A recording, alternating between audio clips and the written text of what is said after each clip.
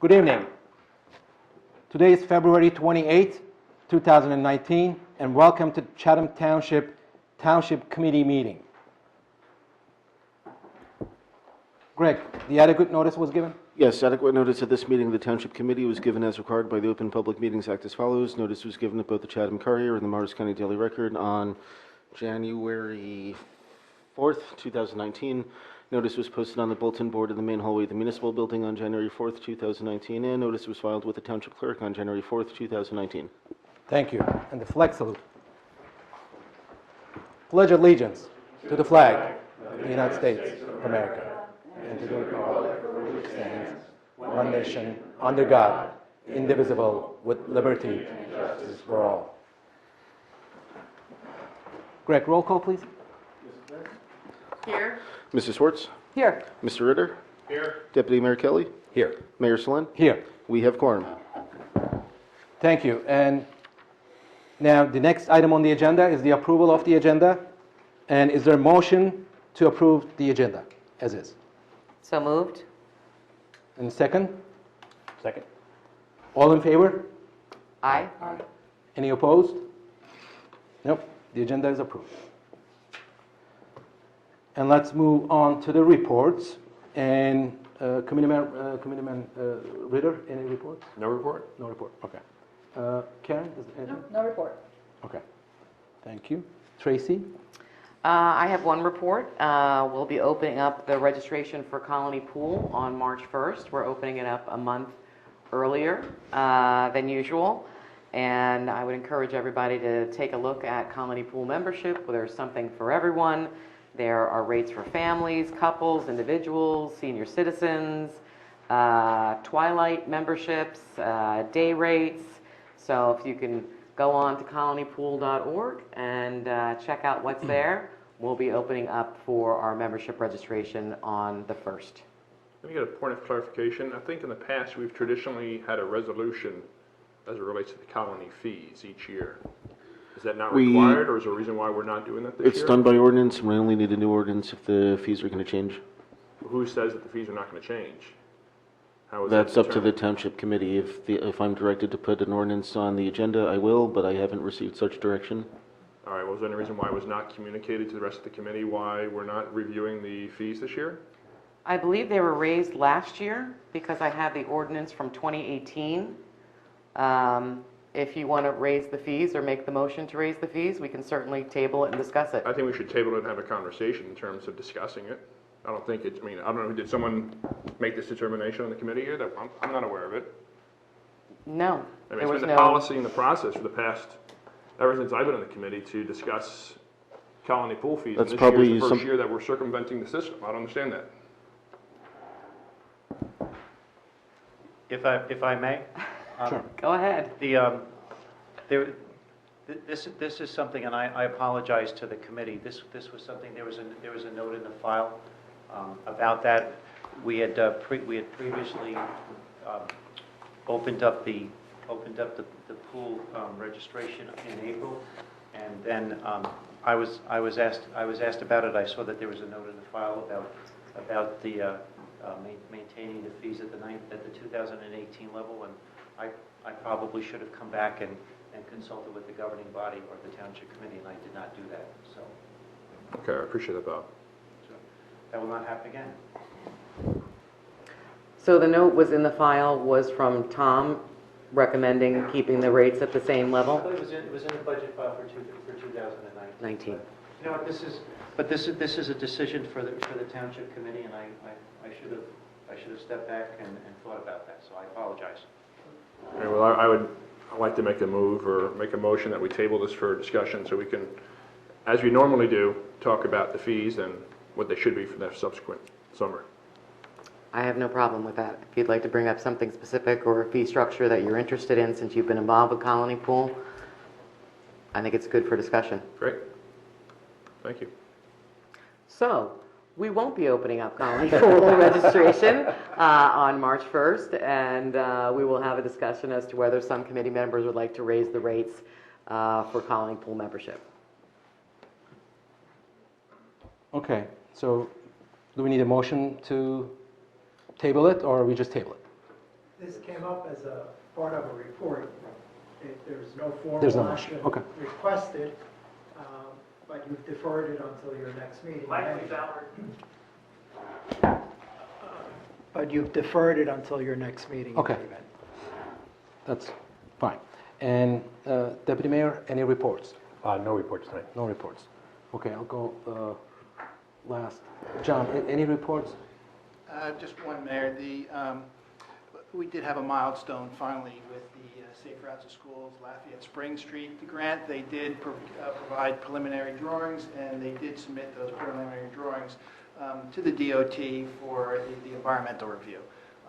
It's a milestone that's just to have that submitted. It does take several months to go through the environmental review, but we do have preliminary drawings. So the next step I was going to discuss with the administrator regarding perhaps having a public hearing, just to allow residents to come in, look at the preliminary drawings, answer questions, and just get some dialogue with the residents.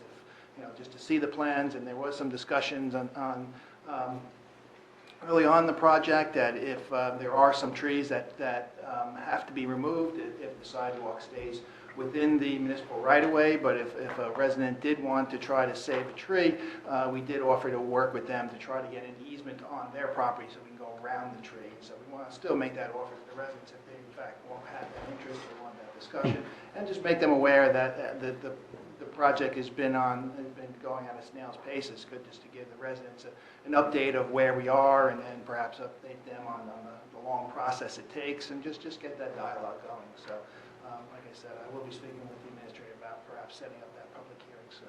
Do you have a time frame going forward for the next several weeks or into No, the spring? when we're talking about these federal grants, it's more talking months.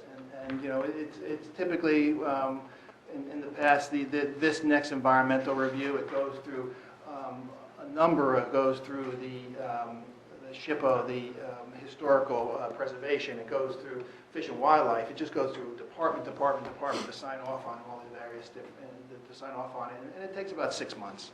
So we probably will get, realistically, I think we're going to get a response from them probably in August. And then at that time, then the consultant can move to finalize the drawings. Once the drawings are finalized, then it goes through another process of having the drawings reviewed by the DOT before they authorize us to go out to bid.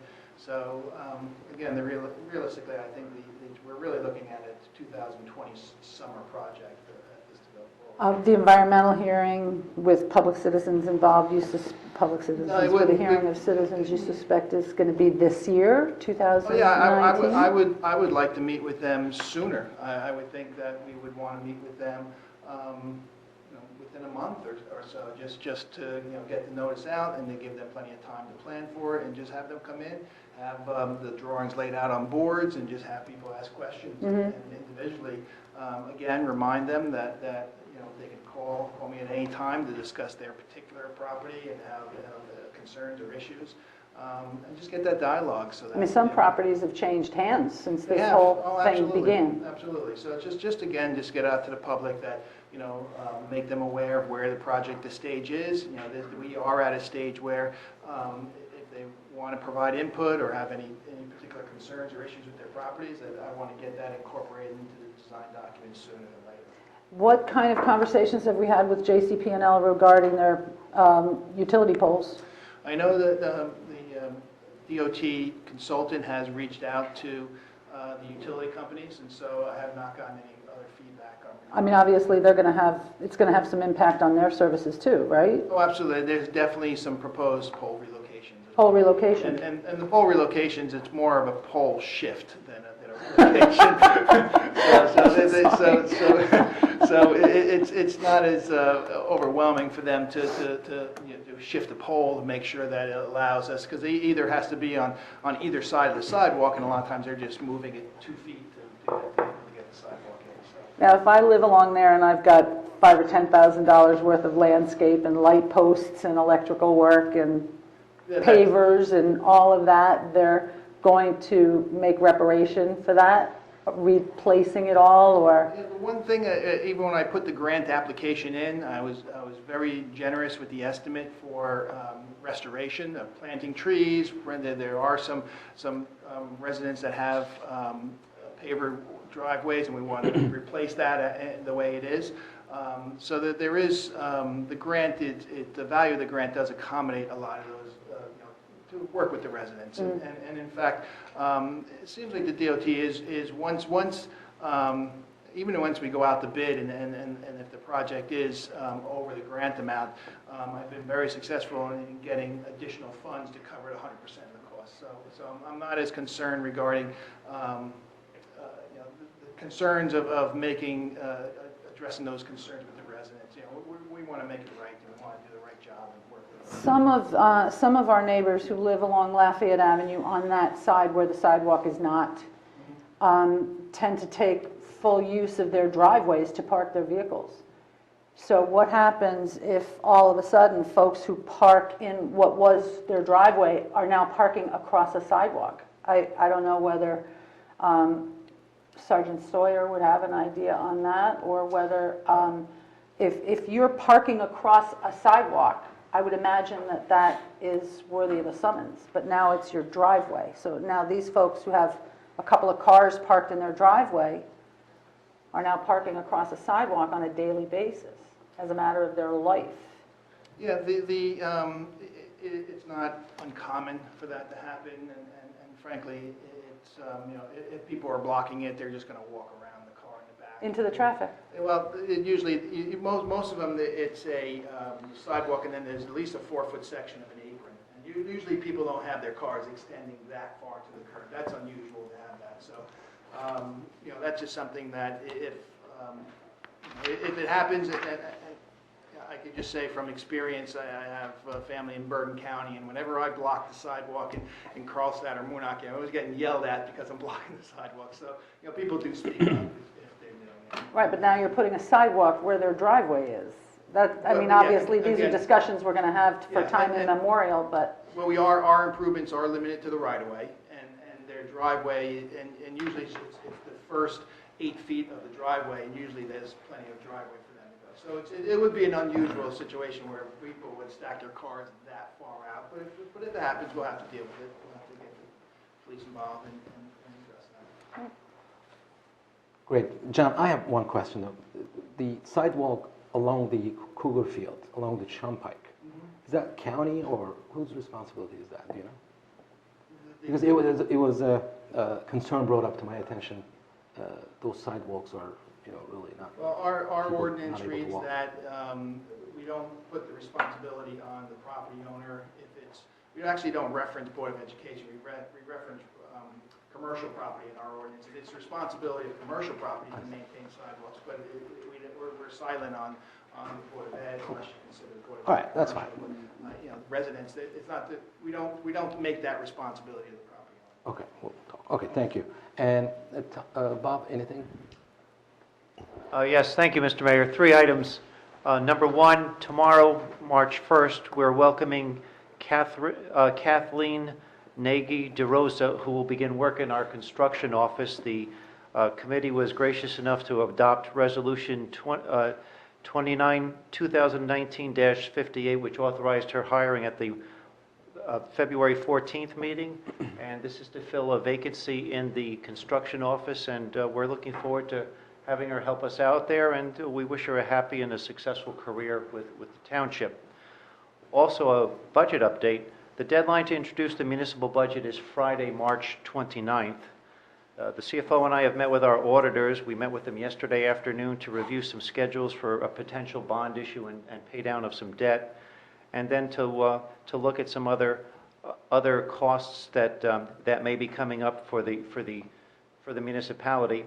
Before the budget can be introduced, the annual financial statement has to be completed and filed electronically, and we're in the process of doing that. There was a delay on the state's end, and it's taking longer than expected to upload it, and the state is also working to try and mitigate this difficulty, but many municipalities are experiencing the problem, and our CFO has just been very diligent trying to upload the information so that we can move forward.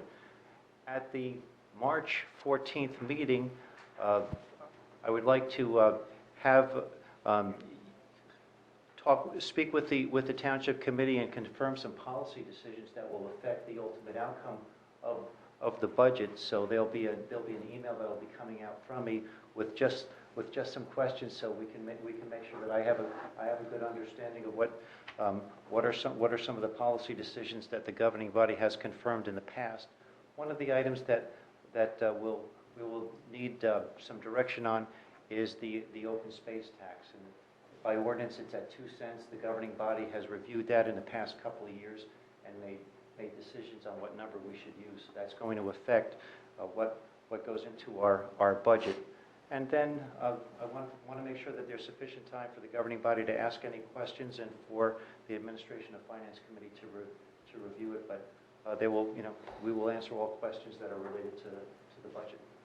So that was item number 2. And then item number 3 had to do with, at our meeting on February 14th, the Township Committee authorized that we go out to bid for lawn care and field maintenance, looking at with a component for organic and non-organic costs.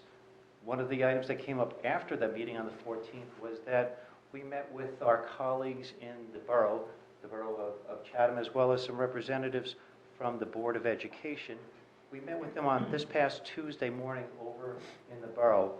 We had a productive meeting, and we were looking at whether we were trying to answer the question, does it make sense, since we share the fields, to go out for a joint proposal, a joint bid?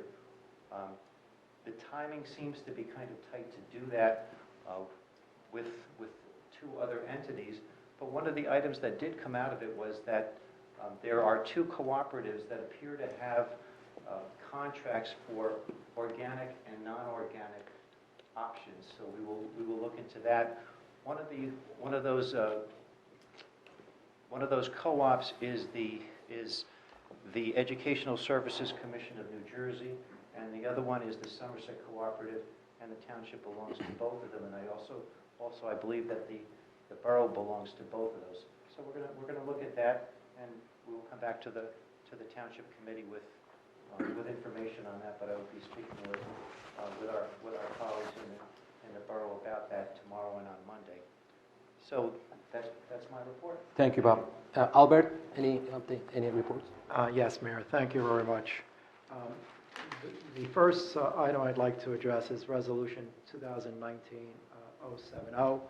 That is a referral to the Planning Board regarding the Township's Housing Element and Fair Share Plan.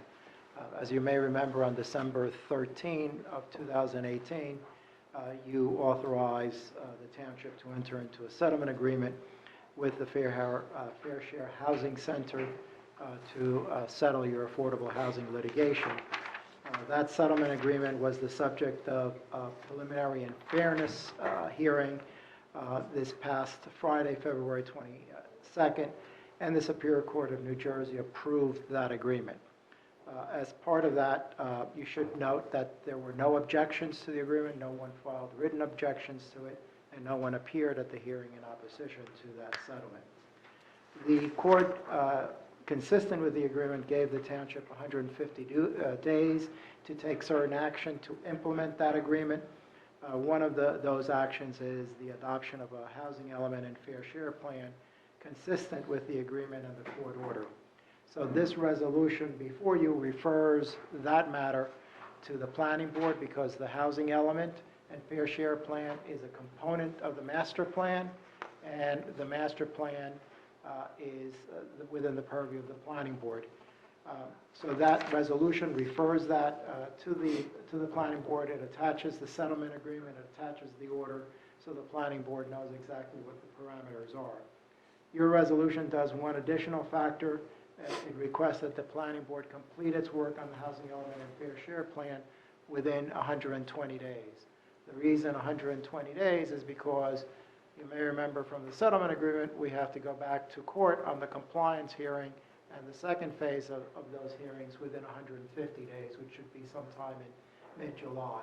So there is a deadline there for them to come back to you. They adopt, if the planning board moves forward, the planning board adopts the housing element and the township committee endorses it.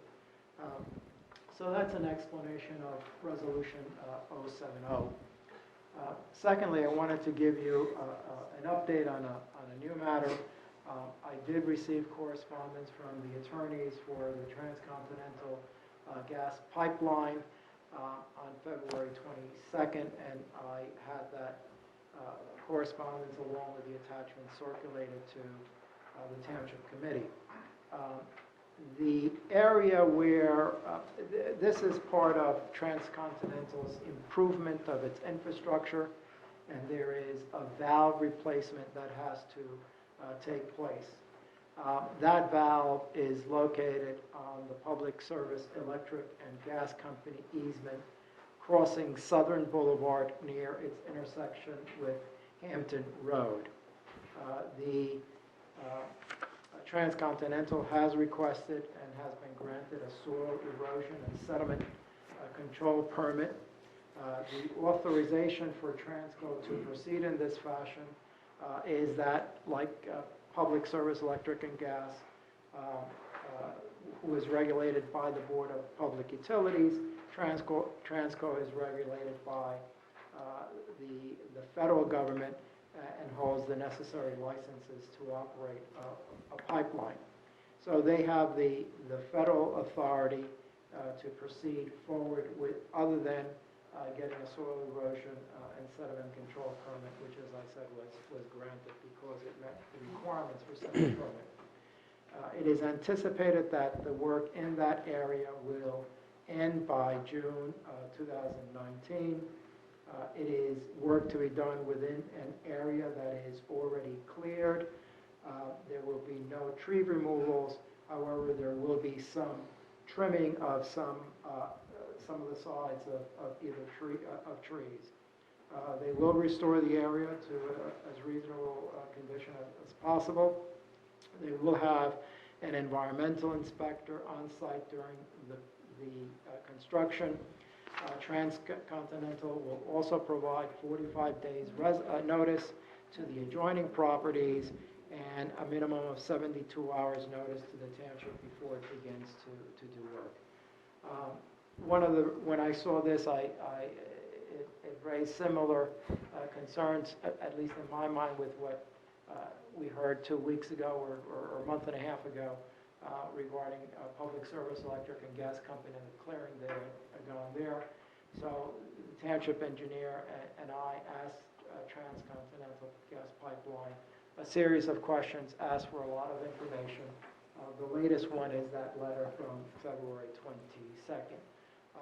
It is something that the township does not have authority over because it is governed by federal law, but some of the things that were an issue, which was one of them, notice to the residents, that is going to be provided within 45 days.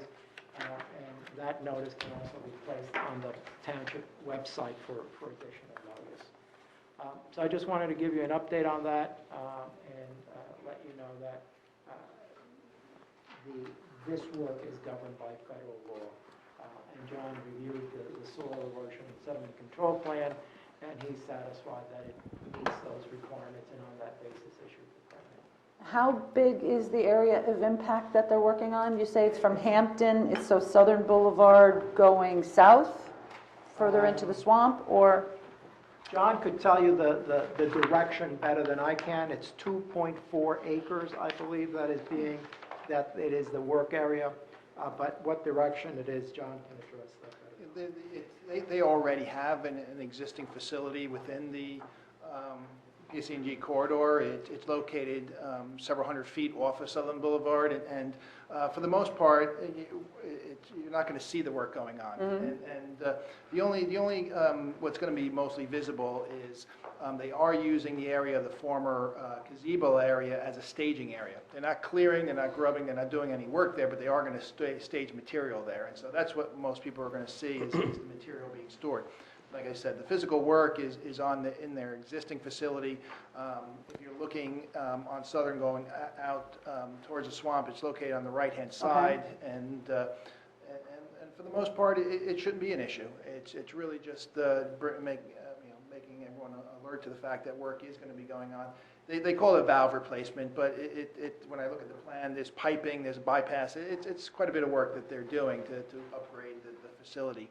But again, it is limited to their existing disturbed area, their existing facility, and what's only thing that's going to be noticeable is this storage of material along Southern. So is this portion of the pipeline above ground or underground? Underground, so there are valves that they're working on are under the surface, and the soil erosion plan is? Yeah, for the most part, it's underground. There is some above-ground facilities there, and there is some other, frankly, I'm not a gas pipeline guy. I don't know exactly what they're doing, but there is quite a bit of infrastructure right there, and there is some above-ground work within their existing confines. They're not going, it's more of an upgrade and improvements within their existing facility, not an expansion, just upgrades. In their background conversation, did they give you any sort of recollection of how long this pipeline has been there, when they actually installed it, and any details about the pipeline itself? Do we recall how long it's been there? I don't know, other than their certificate of public convenience and necessity issued by the federal government, which not only covers this facility, but a lot of their infrastructure. Right. It was last issued in 1958.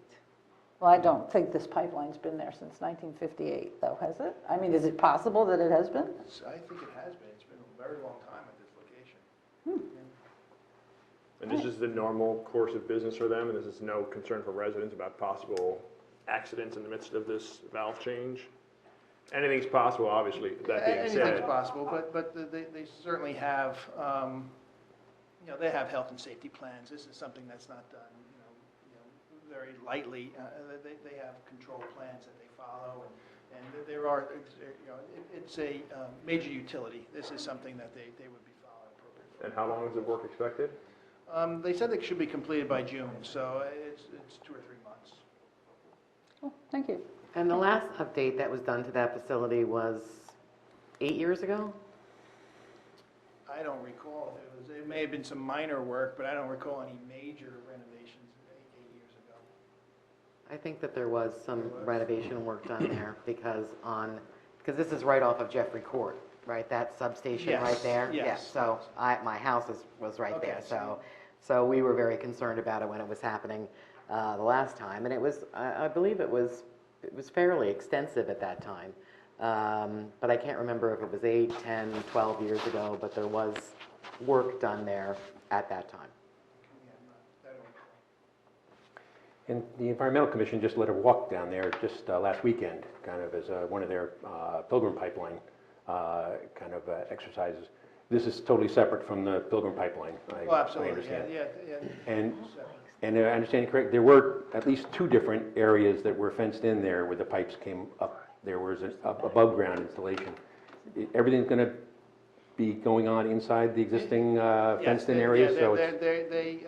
They have delineated all the wetlands, and they delineate, they're not going beyond, pre-existing disturbances, and so it is limited to their existing facility. It's not an expansion of their facility, it is a repair.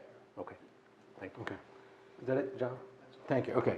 So I have 2 quick things, and one has to do with PACNG matter that we had here a couple of meetings ago.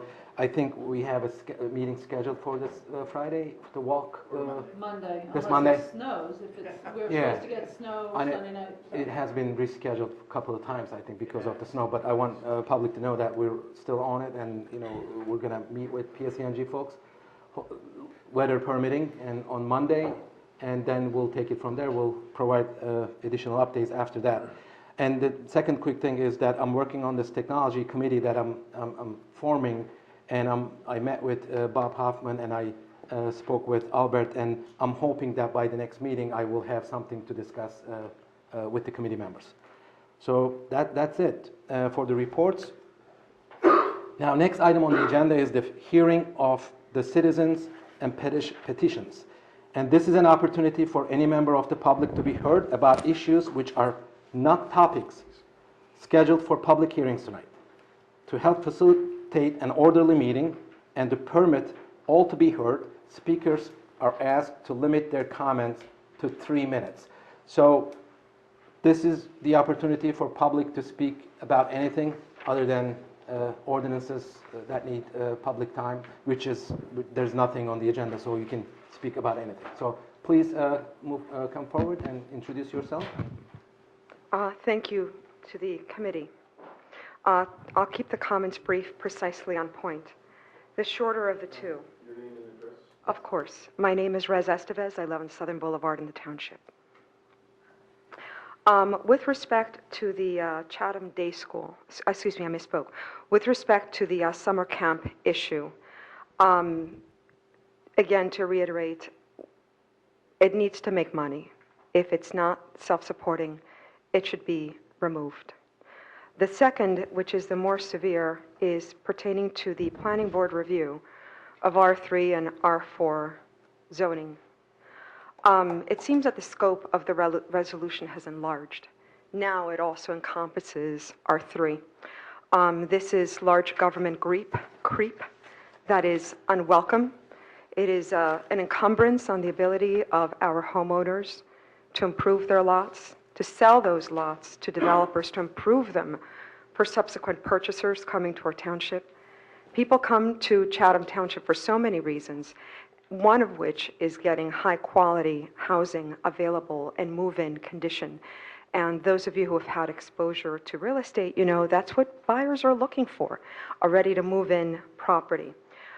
It raises the question of who runs the planning board. The Township Committee, of course, gives the planning board instruction, and a no-cost small government solution is to give the planning board a direct mandate to not be so liberal in administering exceptions, adjustments, variances. Just put a stop to it and require truly an extraordinary showing to be able to enable the planning board to issue these variances.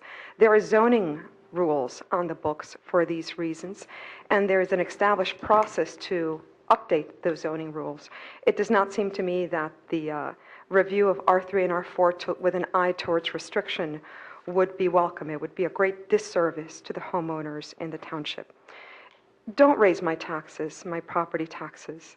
Just recently, there was a NewJersey.com article citing neighboring towns that are in the top 30 property tax charging municipalities. Milburn, Summit, Livingston are right here. We should not be approaching that list by any measure. Do not raise my property taxes. Do not limit the ability of homeowners to improve their lots or to sell them to developers to improve them. Not everybody is going to have the financial wherewithal out of their own pockets to improve properties. People ought to have the freedom to sell them lawfully in the market and let those developers who choose to purchase those properties improve them for incoming families coming to the township. I don't understand why the Township Committee would foist those charges on individuals who may be looking to sell properties. And it needs to be understood that not everybody's going to have the pockets to be able to improve properties in advance of a sale. So let those developers do that on their dime and then enable them to sell them to incoming families who choose to buy in our wonderful township. Now, I expect all the Republican members of this committee to vote against this resolution. It's something that I'll be watching very closely. It is it's large government, it's more taxes, and I really vehemently, adamantly send the message, don't do it. Thank you. Thank you. Samuel Seeley, 23 Edgewood Road, Block 91, Lot 6. I've lived in Chatham all my life. I can tell you that the Transco line was put in 1958. Wow, thank you. Okay. I am having severe problems with water in my neighborhood. I've talked to a number of people in the Township Department of Public Works, some people in the building offices, and they said, well, we're sorry, but you know, there've been a lot of trees taken down south of you, and there've been some bigger houses built, and water runs downhill, and you're in the borough, tough luck. That is a direct quote. So I am looking at a sizable 5-digit proposal to drain the water in my yard, which is going to require curtain drain across the back of my yard, a curtain drain across the side of my yard, tear up a sidewalk, tear up a driveway, put a cistern in the driveway. And I have a wife who's disabled. I have an artificial hip and a rod in my leg. I'm not going to be able to get into my house for 3 weeks. So if I'm in R3 and R4, if someone came to my house and left the thing, woke me up, woke my wife up, and which I don't appreciate. But some of these houses are too big. They're just too big for the lot, and the water is coming. It starts at Pine Street and it comes downhill. And I walk all through Falmouth, Yarmouth. You'll see me with my 2 dogs, and I can tell you that the sidewalk on Shunpike is dangerous. I can tell you that Falmouth, Yarmouth, and Lenape are all in horrendous condition. As one of the DPW workers said to me, we're trying to put Band-Aids on trauma wounds, fixing the driveway, the streets. I can tell you that the water in one of these storms we had, there was so much water coming, and when it went icy, we had ice all the way out to the center line of Edgewood Road, from 27 Edgewood Road down to 13. And the DPW from the borough was out, and they were with a truck, and they were shoveling as much salt as they could. I could not get out of my driveway. If you need to get a hold of me, I'll leave you my phone number. Thank you. Next, please. Dan Miller, 465 Green Village Road, Green Village, New Jersey, 07935. How are you? I like what Rez had to say, and she's right. You know, one of the things, you know, and I feel for this guy, because, boy, I've been flooded out by poor water management from the Great Swamp over a systematic period of the last 18 years, okay, which is something I'll get into in a minute. And, yeah, many years ago, many of us, including myself, didn't want to see the McMansions, okay? But they're here now. Okay, that's the heirs of the past, we must say. Okay, excuse me, gentlemen. And because of what has been done, you can't then take it out on the backs of the few who sat back, or maybe were elderly, or maybe just didn't have the ways and means to become a part of that. And you know, build on their properties when the building was good, right? And now you're going to take away their rights with no compensation whatsoever. As a matter of fact, as Ms. Estevez put it, was you know, you're going to raise their taxes. You're going to say, you know what, we're going to take away your property rights. We're going to make it harder for you to do anything with your lots, and we're going to stick it to you with some taxes too to pay for the people who have done it. Okay, that's wrong. That's just wrong. Now, I'm going to talk about Green Village in particular, which sits a good portion of it in R3, okay? I checked the maps today. It's a good portion of Britton Road. It takes most of the houses from Lewanica, or basically Britton Road on down, you know, to the township line, all right? We aren't like the rest of the R3 zone. And do you know why? Because in 1994, this committee, not anybody who's on here now, okay, took away our sewer capacity that was allotted to us in the 1960s, okay? So, to, in part, build out the rest of the town. Isn't that nice? Okay? So we are in a totally different view of that. We have to put septic mounds on our properties, on our 60 by 100 lots. Okay? Rendering our backyards useless. Can't plant a tree on them. You know, if the zoning officer comes by and sees a little swing set on top of the septic mound, you get told to take it down. Okay? We get told that, oh, you live over a vernal pool, so you can't put a pool in your backyard. All these things, okay? These are the limits that have gone on. All right? It's about damn time that it stops. Okay? What are you going to do? Change the setbacks on a 30 by 60 lot that's a lot that's 60 foot wide? Okay, you're going to change them from 15 to 30 feet. Now all of a sudden, what do you got to build on? Nothing. And you're going to do it by stealing property and then making us pay taxes for it. It is wrong. Now, to get to who is going to be doing this review. These are not professionals. Most of them were just recently appointed to the planning board. Okay? we should not be putting that in their hands. They're not elected people, and many, we all know how politics works, and we all know, what happens. Okay, we need professionals to look at this, not, citizens who, God love them for putting themselves out there and serving our community. I'm not bucking anybody for that, okay? But to do something of such great extent that's going to have such an impact on so many households in this township, it should be done by professionals, recommendation made by professionals, and then the elected officials in this township to sit down, really review those, and talk to their constituents and find out. Not on a block, this is R3 and this is R4, because we have so many diverse neighborhoods in this town that it just doesn't work. Like I said, we're R3 in Green Village, so is Rolling Hill. Rolling Hill, they got pipes that go to a sewer plant, I got pipes that go to a septic mound. So how can that be viewed the same way? It's impossible, okay? My property, and many of the properties in Green Village, okay? And I'm going to go back to a little bit. The pipeline came in '58, right? Back in the late '60s, we had something called the Jetport, okay? Now, when the Jetport came in, they had to acquire properties. What did they do to acquire those properties? Exactly what this governing body's looking to do it. Devalue those properties, get them down as low as they can, and then take open space funds or whatever funds that you can find and acquire those properties. And who wins? Township wins and the homeowners lose, okay? And I can tell you firsthand because that happened to a lot of our family members, okay?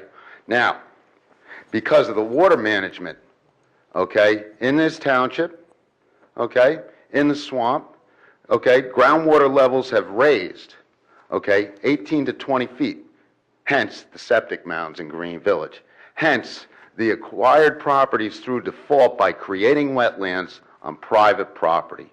When does it end for the folks in Green Village? If you're going to change zoning, what you should do is you should give us the sewers that we rightfully deserve to begin with, okay? It is wrong to do these things. Now, on a financial level, with what you're looking to do, not only are you taking advantage of people's assets, these are things that are going to go, I'm hoping my great-grandchildren live there, okay? I've got little baby grandchildren now, all right? We don't want you to steal my assets or their assets. And when you look at doing those things, that's exactly what you're trying to do and what you will do. Now, when you change zoning, okay, and you limit people's potential, not the potential you've stolen from the people who've already done it, stealing the potential from the people who are here now, okay, what are those people going to do? I can tell you, for one, I'm going to go and do a tax appeal, okay, because you're going to devalue my property, all right? You're going to lose revenue. You're going to lose revenue, and if this town continues to lose revenue, you're going to have to continue to increase taxes, and before you know it, you're going to run out of people you can tax. It's, who was it? Margaret Thatcher, I believe, said, eventually you run out of rich people, and then what are you going to do when a lot of these houses are empty because your tax burden is too darn high on all of them?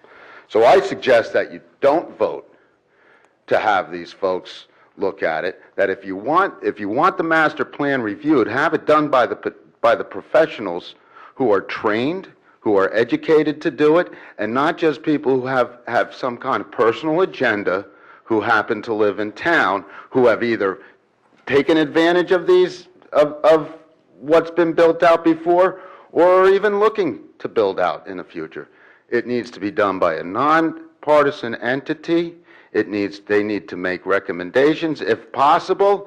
If you choose to go forward with this, which I suggest you do not, let things be the way they are. Let people who have lived here for a long time have their opportunity. Thank you. Thank you, Dan. Hello, Todd Goodman, 4 Woodlawn Drive, since 1995. I have just one or two issues, but I have to begin by expressing my astonishment at tonight's agenda. which includes a vote on having the planning board study possible changes to the building code at the very moment that our elected officials have signaled to builders everywhere that if you come to Chatham, I'm not really sure what the concern of these folks is, unless they're not familiar with these park builders, but if you come to Chatham as a builder, you're free to violate the code at will without any fear of consequence. No fines, nothing. You're free to do that. And in doing so, you've made a laughing stock of the residents who sought your help, and you've sent builders laughing all the way to the bank, all in the name of monetizing property. So I'm not really sure where the concern comes from, because given what just happened, these folks have nothing to worry about. And I'd like to suggest that the planning board, in whatever review they're about to undertake, also include the height rule, an arbitrary 35-foot rule, because I'd like to monetize my property just as much as everyone else would. But East Park Builders has no interest in my property because it's a narrow lot. It's deep, but it's narrow. So I think we should look at maybe shrinking the setback and go, instead of 2.5 stories, why can't we go 3.5 stories? Then I could monetize my property. So I'd like to suggest that we include that, because I can't build out, and the builder I sell to can't build out. So I'm screwed by the McMansions that are being built around me. So the only place I can go is up. So I'd like to know where that 35-foot rule came from and whether or not we could just get rid of it and allow residents to monetize their homes with a 3rd floor. Seems like common sense to me. At the February 14th meeting, Mr. Cruz stated that the settlement with East Park Builders was reached on January 23rd, the same day that the stop work order was orally lifted. 2 days later, Mr. Rushke emailed me and said, quote, "Based on legal counsel, the stop work order has been lifted and the past summonses are being dismissed. There will be no further communication via email on this matter. Please contact the administrator at the municipal building going forward." 4 days later, a group of concerned citizens met with 2 members of the committee, and we were told it's not settled, it's just a proposed settlement. So my question for Mr. Cruz is, when did the court recognize the matter as being no longer in litigation? Todd, who were the members of the committee you met with, just out of curiosity? Tracy and Mike. Thank you. They'll probably deny it, but we did. Everyone was there. You're talking about 2 different concepts. One, a conceptual settlement, and that was what was reached on January 23rd, Understood? and then reducing it to writing. And there are a lot of steps between a conceptual settlement and reducing it to writing. Some settlements, you have a conceptual settlement, you never get it reduced to writing that's agreeable to both sides. So I think that's the distinction there, that on January 23rd, there was a meeting. Representatives of the builder were there. With all due respect, I can save you time. I saw the video of the last meeting. My question is a simple one. When did the court recognize the matter as no longer being in litigation? It has not done that yet. It has not done that? Those summonses will be dismissed at the March, the second Tuesday in March court hearing, court session. So the court has not yet recognized the settlement? The court doesn't have to recognize the settlement because it is a settlement between the municipality and the builder. So technically, it is still in litigation? The prosecutor will be moving, and I believe the prosecutor has advised the court that the matter has been settled. Okay, but the builder began working on the house the day after the work order was lifted? That's correct. Okay, just want to check that. At the meeting on January 29th, with a group of concerned residents, many of whom have lived in this town for 20 years or more, the meeting began with one of the committee members telling us that, quote, "East Park really hates you guys," end quote. I want that to sink in, okay? 5 years after showing up on our street and acting in the manner they have, the builder hates us, okay? When we asked the committee members how they knew this, we were told that the owner of East Park Builders had conveyed this sentiment to Mr. Rushke, and had also told Mr. Rushke that they were going to drag their feet as long as they could, that they could carry the house. They were in no rush to finish the construction. They were happy to wait us out because they wanted to hurt the neighbors. That's what we were told, okay? So here's my question. Did Mr. Rushke or anyone in this room convey that to the judge who was handling the case, that that was East Park's sentiment? Was that ever conveyed to the judge? Was it even conveyed to you, Mr. Cruz? The communications that I have with my client, and that includes Mr. Rushke, the clerk, the administrator and the township committee are private communications protected by the attorney-client privilege, and I'm certainly not going to discuss that. Understood. I'm wondering also, at the February 14th meeting, Mr. Cruz stated that the law favors settlement. You also stated that the municipal court judge repeatedly directed you to settle, correct? Encouraged. Oh, okay, encouraged. He encouraged you to settle, both parties to settle, correct? Correct. Over and over again for 7 months. You also claimed that one of the benefits of settling would be to, quote, return the neighborhood to some semblance of normalcy. You also stated that you knew that, I don't know how you knew this, but you knew the judge would never rule against East Park builders. I didn't say that. Well, you can look at the tape. No, I didn't say the judge would never rule against East Park Builder. What I said is that you're assuming that for the number of violations that were issued, that they would be found guilty of all those violations, and then find the maximum. I wasn't assuming anything. I wasn't even at the meeting. Well, you're misquoting me. What I said that is that, and that discussion was regarding the penalties and whether or not the judge, and in my judgment, he would not have fined East Park Builders $2,000 for each summons because, one, that assumes that East Park is found guilty on each violation. Two, that also assumes that each violation would be assessed the maximum fine. And three, that also assumes that the municipal court judge would disregard the recent New Jersey Supreme Court directive that municipal courts have to exercise caution in how the municipal courts are publicly perceived, namely whether or not they're perceived as a municipal revenue source. And that has been a topic of a lot of discussion by the New Jersey Supreme Court and the municipal court judges with respect to the quantum of any summonses that are issued. So this knowledge that you had of how the judge would ultimately rule on the case, I assume you had it for the last 7 months, right? So my question is, why wait 7 months and intentionally extend the misery that the stop work order is imposing on the residents who you claim you want to return to a sense of normalcy? Why would we wait 7 months to settle? Since you knew all along that we were going nowhere with it, why not settle it right away? There were attempts to resolve it prior to January 23rd, and those attempts were not fruitful. And what magically happened suddenly, so suddenly that the stop work order had to be orally lifted on the 23rd? What was the magical thing that happened on January 23rd that made us forgive everything? The parties worked toward a mutual resolution. So you can't give us any detail on that? Well, it's not one specific instance. The parties met, they discussed the outstanding punch list. The discussion centered on bringing the builder back into compliance, and the builder is back into compliance with respect to the lot grading plan. And can you shed any light as to why that conversation didn't happen for 7 months? I wasn't involved at every step of this, okay? My role as the township attorney is limited. Can anyone shed any light on why we waited 7 months? Were you guys even aware that this was happening? Well, the township committee does not have, this is a... I know they're not required to vote or pass muster on it, but they are, according to 3 state agencies, they are, if they choose, they're allowed to reject, accept, or amend the settlement. Okay. And they were silent on the matter, and we're just trying to find out why. You're talking about state agencies do not have control over local municipal ordinance. But they understand the law. Are you telling me I'm incorrect, No, that they cannot reject the settlement? You spoke to the Department of Community Affairs. I spoke to multiple people. Here's the way I look at it, and it's very simple. The zoning officer, the deputy zoning officers, when they issue a summons, they don't consult with the township I know committee that. as to whether or not they should It's issue a not summons. my question.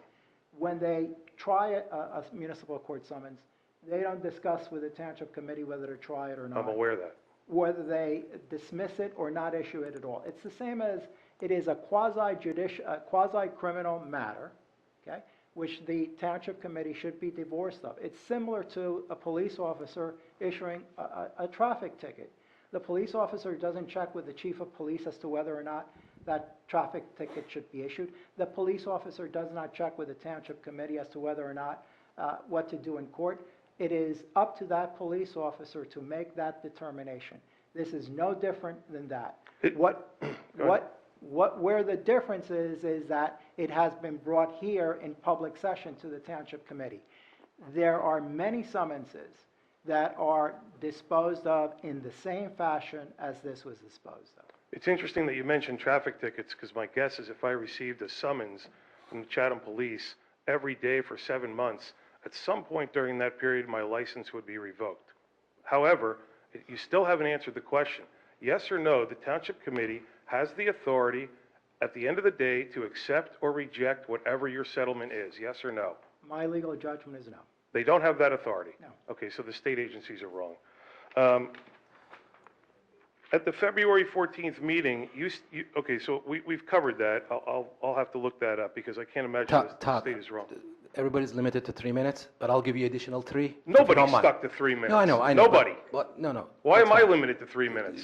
It's been 10 minutes, that's okay, so you can still continue, but I'm saying. Done. if I'm you- done. No, please continue. No, Todd, please. No, I meant to, if you can wrap it up. I didn't mean to stop you, please continue. So I was gonna give you another 3 minutes. He can have my 3 minutes. I'm done. That's fine, I I'd mean, like to hear he what can you have to say, continue. Todd. You guys go for it. I apologize, Todd. I'd like to hear from you, Todd. Let me know how long this is going. Okay. Hi, I'm Kristen Herendine and have lived at 7 Maple Road for 21 years. I am downhill from this Woodlawn fiasco. I own one of the properties adversely impacted by East Park Builders construction for the last 3 years. I've worked with the Township Administrator, Ciccarone, the engineer Rushke, committee member Schwartz, starting in early 2018. Mayor Ritter was copied on all the correspondence.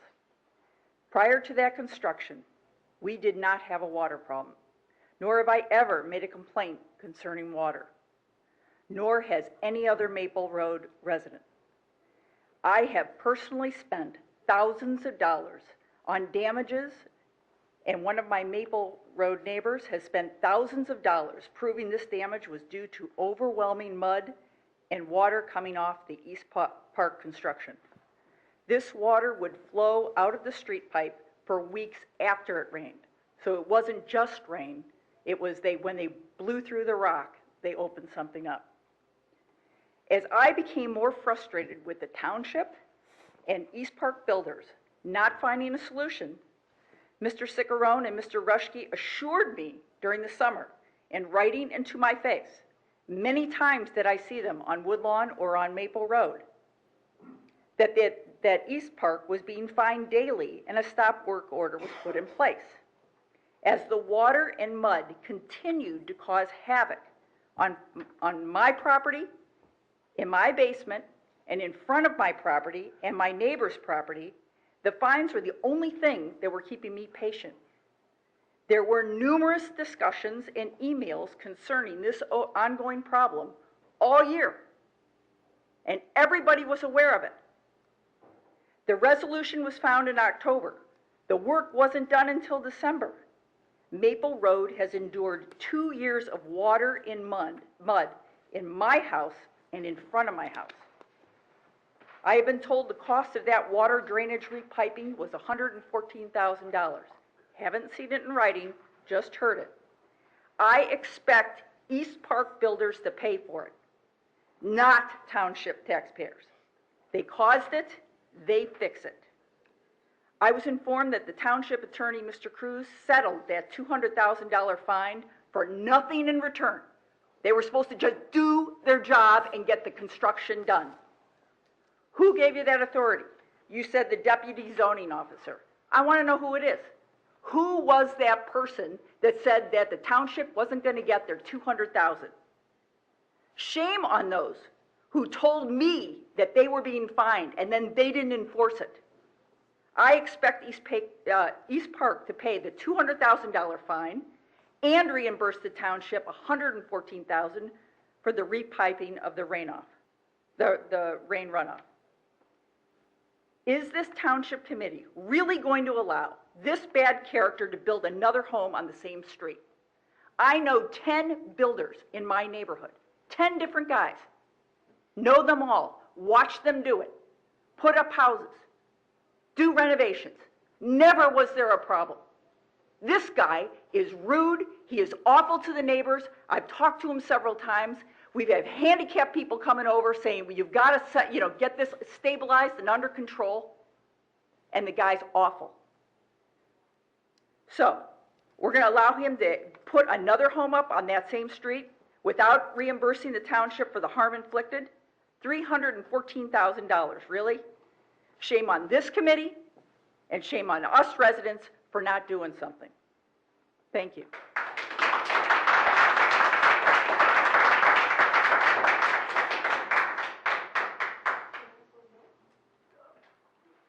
Hi, Genevieve Castellino, Township. As you can see, a lot of people are riled up about a lot of things. And here's what I would like to see stop. I would like to see stop the politicization of this town's land, resources, aesthetics, and planning. I am an architect, and more importantly, I've been a resident here. When I came to Chatham, the reason I came here was because of our hills, our trees, the amazing views that you have when you drive on various vistas in this town. And I have watched these McMansions go up. We bought a house that was distressed. We didn't McMansion it because there's a difference between planning and zoning. You can have a house in a certain zone. You can monetize the way people want to do it. You've just got to get a sensible architect and not a builder with, 5 cookie-cutter plans that he shoves all over every street in town. It's very simple. There doesn't need to be this sort of agitation among the township residents. So what is happening on Fairmount? You have one house that is facing, I don't know, east, north, wherever that is facing. When are we going to, where do you draw the line? Someone wants to face south, someone wants to face west. Are we going to start accepting houses facing any direction? There's a house on Ormond, on my street, a little postcard on which there's this big mansion. Every tree that was on that property is gone. Every single tree on that property is gone, with 2 little Christmas trees planted in front. So what I would like to ask the residents and the township committee to please take pause with the politics and understand that it's about balance. Let's find a balance between allowing residents to monetize their properties, get whatever they need to get from their property, but not change the character of this town. Because the character of this town is a healthy mix of bungalows, pretty houses, big houses, all sizes of houses. We can't just put these like McMansions, one after the other, all of the same siding. It looks awful. And finally, I would like to say to you, please get off social media with township issues, because these are issues that we can discuss here in the room. We can discuss it in meetings. When you get on social media and you rile people up over parties and ideologies and this sort of thing, you're not helping anybody. We all love this town. Let's find a balance. Let's be moderate.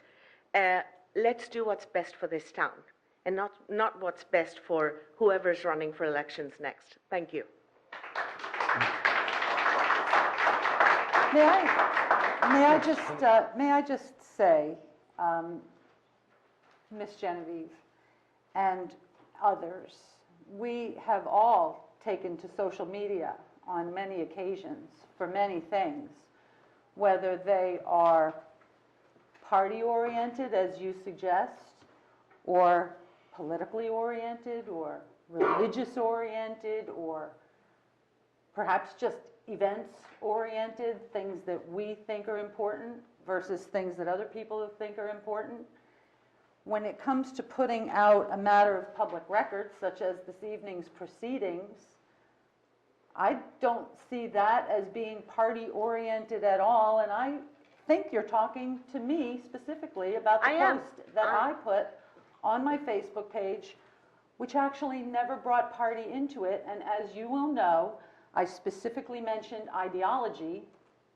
I mentioned the liberal ideology versus the conservative ideology, and you've pointed out exactly the fact that we are a mix of bungalows and big houses, and you propose to limit people who live in bungalows with perhaps just staying in a bungalow, and what if they don't want to? Did I say that, Karen? Well, no, but you know, Stop. you're Hold saying, on. if you'll excuse me, if you'll just excuse me, when we're talking about people who live in bungalows, that's wonderful. That's great. They live in a bungalow and somebody might buy that bungalow and it's a perfect mix of bungalows and big houses, which is what we have in our township and everything in between. And we've got condominiums and we've got rentals and we've got all sorts of things. But it's not a political maneuver to say that we want to live in a bigger house or to say that I want to protect the future buyer of a house to build whatever they want to. And I know that you think it's great that we have a mix of bungalows and smaller houses, but at what point do we dictate who gets to improve upon their bungalow? We don't. Right. And if you, hold on a minute. We don't. We don't. No. You don't. I don't. Nobody does. And I never suggested that. You might want to rewind the tape and hear what I said. I said, this town is a balance of bungalows, big houses, and houses of various sizes. And we have to maintain a balance. So, if somebody next to me, my kid's out of school, I don't have to live in this town anymore, as most people do. They come to Chatham for the schools and then they leave, right? May I finish? May I finish, Karen? So, I am staying here even though, you know, my kid's way out of school. If someone's going to come next to me and build a large mansion, I will be the last person on earth to challenge that just on size. What I will challenge, though, is when a builder in Woodlawn case, it was Eastgate. Where we live, it was Highgate or whoever those guys were. They created a mess over there. Okay, they built houses. It wasn't the size of the house. It was the disruption that was created in building those sizes of houses. So that was my issue. Please don't put words in my mouth. I said nothing about anybody controlling the size of the house or monetizing. You absolutely should monetize your property. I will monetize my property. However, do it with the interest of the town in mind. Therefore, it requires a balance, because when you, or when I, let me say this, sell to a builder, I don't want the builder leaving a mess for my neighbor. That's my responsibility as a good actor, as a good citizen of the township. So when somebody sells their property and hands it over to the builder, they're off with their money, and their neighbors who lived in Chatham now have to deal with the mess, right? So that's my issue, and I'll leave it there. The issue about politicizing things, right? There is no Republican or Democrat or independent way to fill a pothole. There is no Republican aesthetic or a liberal aesthetic. There is no Republican look of Chatham or a liberal look of Chatham. What we have is a Chatham Township, and please read your own master plan. I'd be happy to read it because I've got it on my phone. Read your master plan. The master plan is for maintaining the aesthetic, the natural resources, and the history of this town. Within those three components, we have to find a balance. That's all I ask of you, and that's not a Republican thing, or liberal thing, or a Democratic thing, or an independent thing. It is a Chatham thing. Thank you. Please come forward. I'm Carol Whipp. I live at 2 Woodlawn Drive. what East Park Builders has done to my neighborhood could negatively affect my capacity and the capacity of other people here to monetize their homes. You have to understand, a home does not exist in a vacuum, and to some extent, a neighborhood sells a home. And my neighborhood has been raped. It's suffered from what East Park Builders has done. I'm Can you come sorry. closer to the microphone a little bit, Carol?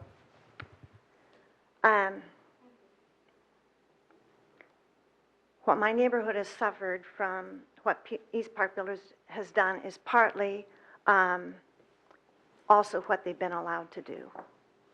To some extent by the code, but also by the slack enforcement of the code. The noise ordinance, if that had been enforced back in 2014, we wouldn't be here tonight talking about East Park Builders. They drilled with a pneumatic drill on the end of a backhoe 6 days a week, 8 hours a day, for at least 10 weeks. If the noise ordinance had been enforced, they wouldn't have been able to build houses that big. I complained to the municipal building about the noise, and I was told there's nothing we can do. That's demonstrably not true. I was told no one else was complaining. I talked to my neighbors. That also was not true. I was told that the builder had permits for everything he was doing. Not the case. You cannot issue a permit to violate a health ordinance. But most disturbingly, I was told the builder hit a bedrock shelf. What else could he do? Which tells me the priority at the municipal building was to let that builder put that house up by any means possible, even if it posed a health risk to the community. I called the health inspector. He never came out, and he stopped returning my calls. This really speaks to what I see as the erosion of public trust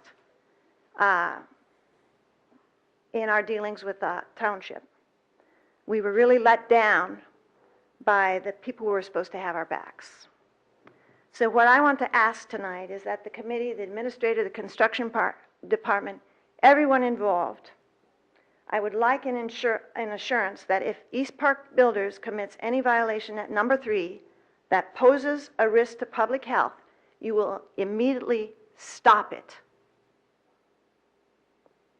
And also because any rezoning of R4, which I do appreciate, will come too late for my end of Woodlawn Drive, I would ask that you use every means in your power to persuade East Park Builders to respect my neighborhood, to scale back their plan at number 3, make it more in keeping with the rest of the neighborhood. That's what I would like. Thank you, Carol.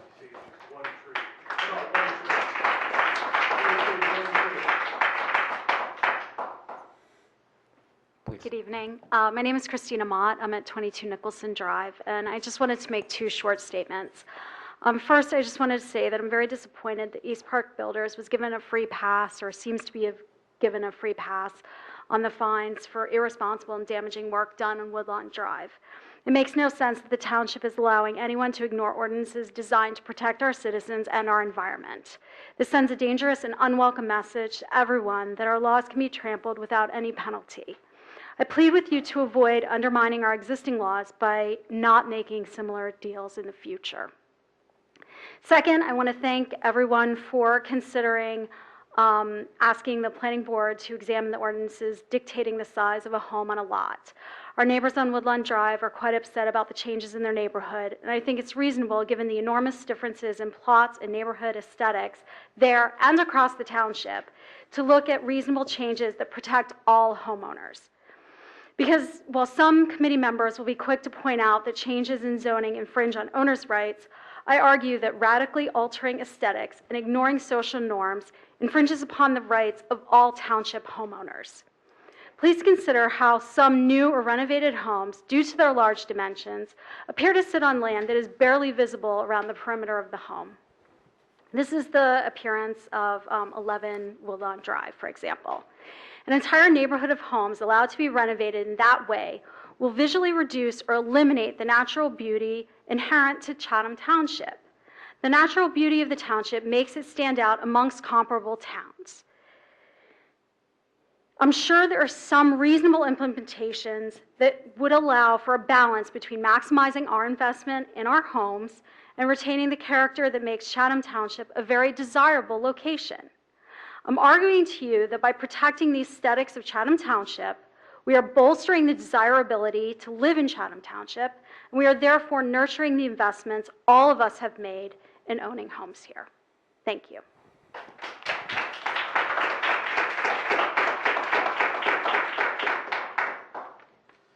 Good evening, everyone. My name is Carol Bolton. My nickname is Peach. I'm probably the oldest person in this room this evening, so I'm hoping that you'll really pay attention to me. I had written to the Township Committee members about the Planning Board being asked to take a look at possibly changing the rules to the house sizing in my particular neighborhood. I don't see this as a political issue at all. What I do see is that because I live in the smaller lot area of town, I might not be afforded the same rights as others residing in different areas of the town. Our neighbors have made additions or built new construction, and I feel that these have enhanced my neighborhood in beauty as well as increasing the value of my home. My husband was born and raised in Chatham. He is 73 years old, so he's older than I am. We've raised our own family here, and we've been married for 45 years. If and when the time comes when we decide to sell, are we going to have to tell a prospective buyer that they may not be able to add on a few bedrooms or maybe a family room to accommodate their growing family? This is absolutely not fair when others in my neighborhood have been allowed to do so in the past. Why now? I would like to know the exact number of residents who are complaining about excessively large homes versus those who see very few existing problems. Don't we as a town have more important problems to solve than actually creating a problem that hardly exists? We're happy down here on Yarmouth, Falmouth, and Plymouth. We give as much time to this town as other neighborhoods, and we take great care of our properties, so why can't we just be left alone? We may have small lots, but we deserve the same opportunities available to other residents in the past. I see your idea as being a detriment to the future of Chatham Township. Thank you. Thank you, Ms. Ma'am, for the record of your address? I'm sorry, what'd you say? For the record. 4 Yarmouth Road. Thank you. Thank you. If I may, very briefly. We've sat here and we've listened. Mr. Mayor, if I may, this is the second time this individual is speaking, Mr. Miller. Okay, but it seems like an enforcement issue and not a zoning issue. Okay. Very clearly, if you listen for the last hour. Is there anyone else who would like to come up? Three at the end of the meeting. My name is Meg Smith. I reside at 1 Yarmouth Road in Chatham Township. I came here tonight really to inform myself. This is the first time that I've been aware of the proposed changes in zoning, I guess, requirements in R2, R3 and R4. But I have to say that, to begin with, there are some buildings that I've seen, some homes that I don't think are, aesthetically pleasing to me. They seem to be over large for the lots. But in general, you now have a mishmash of homes. You've got the horses out of the barn. And so on my street, we have tiny little bungalows surrounded by enormous and actually fairly attractive homes. You're now planning, if you make these changes, to take away, in effect, value from these homes. As a social worker, I would say you're disproportionately impacting older people, seniors who have looked to sell their home as their primary asset for retirement. You're also limiting what younger families can do, when they come in. And I just think it's about equity. It's about fairness. It's about equal protection. Many of these people have, they might not like what's going on in their neighborhoods, and I think it's fair to say that Hopefully, people would add on with taste and discretion. They don't always do it. But it has to be equal.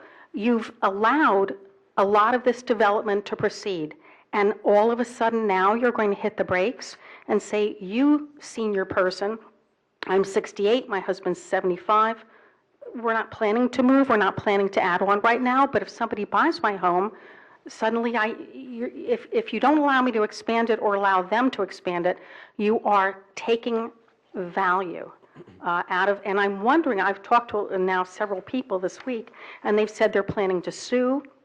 In effect, unless you compensate them for the lost value of their property. It's almost similar to eminent domain or something. So are you prepared to do that? And also I've heard that people are planning to then appeal their property tax assessments because suddenly you've devalued their home. So I probably am leaving with more questions than I arrived with, but I think you have to be very, very careful that you deal fairly with an equitable approach, offering not just protection to some, but protection to all, equal protection. And the other thing is what's aesthetic to one is not aesthetic to the other. Having a mishmash of homes, having a 3-story home next to a bungalow is also not aesthetically appealing. The other thing is maybe there can be, this is just a thought that occurred to me, maybe there can be a distinction between what builders do and what current residents or new residents can do with their home. If a family wants to enlarge their home with the permission of their neighbors, whatever happened to variances, and just talking to your neighbors and saying, this is what we want to do to our home, and your neighbors agree, that's different from having developers come in and knock down all the trees and build something hideous and huge. So maybe there also has to be some kind of plan to differentiate between people currently owning a property and somebody who wants to come in and develop it. Anyway, just a few thoughts. Thank you. Thank you. My name is Christine Young-Ruckriegel, and I live at 10 Long Hill Road. And I've lived here for about 35 years, and I am concerned that the neighborhood that we're in, that I love and I wanted to live there and raised my family, is that it seems as though the township is allowing builders who do not live here to decide what our town looks like. And I feel bad for some of the people in my neighborhood because when we talk about monetizing homes, well, we should, but how is it when we have one house because of the square footage of the property is double the size in Woodlawn when these homes were built years ago, and then the house right next to it doesn't have a double lot, and now you have 2 houses between it? What have we done to that home that's between it? I have lovely neighbors who now, when someone's going to go buy their house, whereas before it looked like every other house in the neighborhood, it no longer does. And that we've devalued their home. And it looks funny.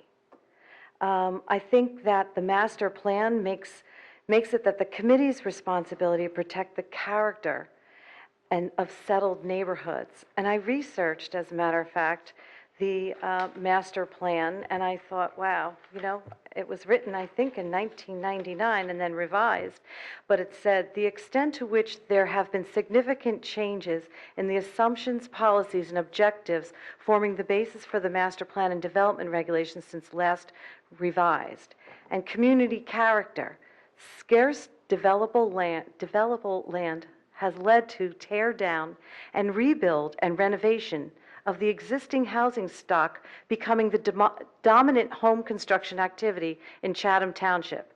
This can have dramatic effects on the character of neighborhoods dominated by homes originally constructed in the 50s, 60s, and 70s, both due to the style and size of the new and remodeled homes, as well as the destruction of mature vegetation during the construction process. So the homes over in Woodlawn were built in the 20s and the 30s, and this is the master plan, and it highlights what we need to be watching for. And I think that that characterizes very well what it is that we're facing over on Woodlawn Avenue.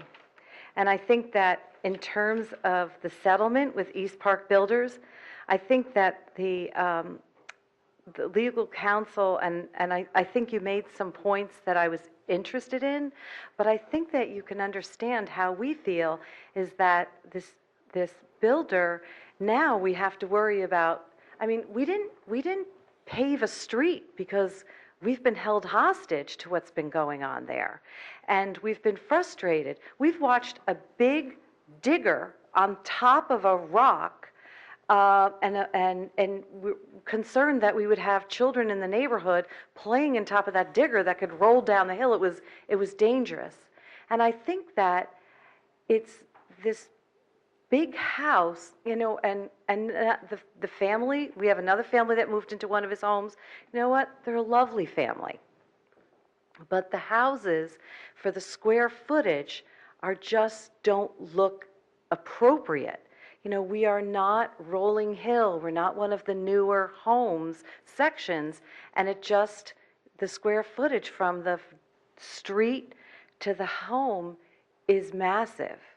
And I think that that the dismissal of the charges scares us, because what's going to happen next? What kind of like if the builders are dictating what we do in our town and what our town looks like. I didn't want to live in New Jersey. When I got married to my husband, I said, I don't want to stay in New Jersey. And he said, no, I'd like to stay there. My family lives close by. And I said, well, then we're going to have to either live in Chatham or Madison. I like the way that it looks. I like the people. It's a good town. I know everybody here means to do well in what your appointed positions are, but you can understand we feel a little molested over there. It's not good. And I think, as one of my neighbors said, we've had relationships with builders. We've worked things out. We've negotiated. This has been a travesty that we're asking your assistance for. It's just not good. I mean, we're talking about a person that came in, the square footage of the lot. I remember the woman that lived there. Her husband and her bought the house on a GI Bill after World War II, and they had a double lot. But the size of the house is just so close to the road. And so we would ask that you look at, when the construction company comes in, why are they being allowed to just take all the trees down? It's easier for them to get all their equipment there, but is it about making it easier when the master plan says we have to respect the nature that's there? So thank you for allowing me to speak and hear me and the rest of my neighbors really discuss with you how, you know, we feel that you have an important position, and we're really asking you to evaluate our concerns. Thank you. Thank you. Hi, good evening. I'm Aggie Reitz, and I have to say, I'm the devalued home. I'm at 5 Woodlawn Drive. I was just going to say that. I'm next to the house that they built 7, which is a large monstrosity. As Christine said, they're beautiful, wonderful people. But I have to say, I've been to this meeting before, and I feel like you've turned your backs on me and my neighborhood. Most of all, I have to say me. East Park Builders is now building another house at 3 Woodlawn, and we're on a small Cape Cod, a modest home on a quarter-acre lot, and we're going to be stuck in between 2 McMansions. At this point, no one's going to want our house. They're going to want to rebuild a whole brand-new house. They're not going to want a house that's built like in the 40s. That was a modest Cape Cod. You could raise a family in, have a nice yard. Instead, they want to tear it down, have no trees, aesthetically pleasing, none of the above. I'm concerned with the aesthetics of the neighborhood. We're a concerned group of neighborhoods. The drilling of the bedrock effects of our home foundation. Our house shook, our ground shook, pictures fell in our home. We had more cracks in the walls than I've ever seen before. Most of all, I'm appealing to this board because I'm not only concerned with my own self and devaluation, that I'm going to lose money on my own home, is the worst part about it is the safety issues. For years, I've lived in this home for now 11 years. the next door neighbor's home had holes left in the ground, no fencing, runoff of dirt, sand, etc., no type of silt fences, no silt cloths in the sewers. What little trees are left, they absorb the water. We had runoff of water. We have had ice down our driveway. I'm asking you to keep up with the maintenance of the site and be proactive if you can't do anything else for us. I'm wondering what the township is planning to do and how to monitor the noise on this new house. What consideration and plans you are making to make this house more aesthetic to the neighborhood? Are we going to allow the trees? If any of the, I lost my train of thought, I'm sorry. I'm hopefully starting to look more at the building specifications and make the home similar to the other ones in the neighborhood. So if anybody else would like to add to that, or my husband, I guess I have said all what I've had to say. You can tell I'm very upset about the whole thing. Thank you. Thank you.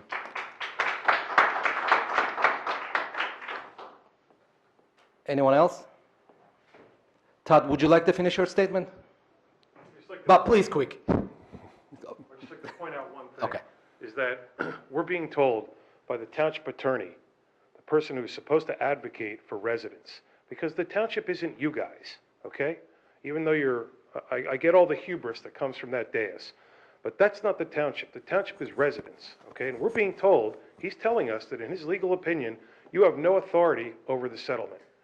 So how do you have so much authority over what's going on with the Dixie-Dale property?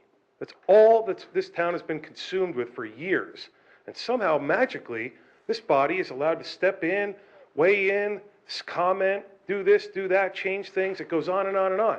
Yet with our little situation, he can't even, he refuses to even say whether or not the threats made by East Park were passed on to the judge in the case. He refuses to say why for 7 months, no settlement. Then magically we woke up one day and settled. You guys had no idea it was happening, and you're not required to know. Why doesn't that apply to the other settlements going on in this town? Why does it only apply to this settlement? Something is not right about that, okay? And I don't expect answers because we never get answers here, okay? But it should go on the record that this body, and I know it's changed recently, but the prior committee and this committee has been intensely involved in other settlements in this town. But in this settlement, silence, complete negligence. And that is not right. And we all know where this is going. We know that what's going to the planning board is just for show. It's going to come back. It's going to get shot down. These people have nothing to worry about. But I'm serious about the height rule. I want that included because I'd like to monetize my home too. And I can't thanks to the negligence of this committee and everyone else involved as it regards East Park builders. Because the value of my property has gone down over the last 5 years, not up, okay? We got realtors all over this town that'll tell you that, okay? Because they've destroyed the aesthetic of the neighborhood, the trees that created the canopy, all the things that are in your own language in the code about protecting things. All that was just completely ignored. Yet with other settlements, this body is intensely involved. So the idea that this body doesn't have the authority to even look at the settlement, no less reject it or amend it or accept it, you guys were completely in the dark and seemingly enthusiastically so. Nothing, no attention paid to it. Yet when it comes to condos over on River Road, oh boy, we got to spend years working on that. And I think that should be on the record. Thank you, Todd.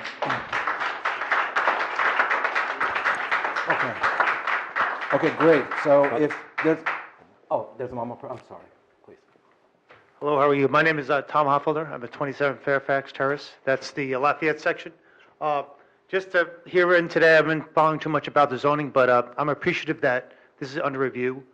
We had 2 houses in our neighborhood, 24 Fairfax Terrace, that was recently rezoned, rebuilt rather. It was a current owner. What he did was largely tear down the house, left 2 walls, a chimney, but he doubled the size of his house on a quarter-acre lot. If you walk right down the block, it's very noticeable. One very large house and all those small houses around it. Also, we have another one at 50 Edgewood that just recently got rebuilt. Same thing, as a new owner, came in, left 1 wall and a chimney up, rebuilt the house, double the size. And I think it's taken this person 1.5 years to get his house together. If that person realized it was going to take long, he probably would have bought north of Shunpike in the Rolling Hills section where he could have had a house that fit in the neighborhood. But instead, he decided to buy a small house, largely bulldoze it, leave a wall in his chimney, get a builder, double the size of that house, alter everybody around the neighborhood and change the character of the neighborhood. We had people leaving that lived there for many years. They all moved out because they're upset about the change in the character of the neighborhood. So I think this review of the rules and how the zoning goes is very important to keep the character of the town. But I'm appreciative that, at least in our neighborhood, this large change hasn't happened yet, but it's about to happen because builders are coming down the block asking for people to, who's going to sell the house, who's going to buy the house, what have you. So I just don't want that neighborhood to change into a mismatch of houses. We do have a little bit, but hopefully you can retain the character and enforce the rules and revisit this situation to make sure the quarter-acre lot zoning is a little stricter than other areas in the town. Thank you. Thank you. And if there's no one else come forward, then I will close the floor to the public, the citizens, and we will move on to the non-consent agenda items, the resolutions. The first resolution is the one that we just discussed. I'm going to read the resolution. It's Resolution 2019-069, requesting Planning Board review of R3 and R4 zones. And resolution formally requesting the Planning Board to review existing limitations on the appropriate size of homes in the township, especially on smaller lots in the R3 and R4 zones, and to respond to the Township Committee with any recommendations the Planning Board deems beneficial to the long-term best interests of development in the township. So this is the resolution.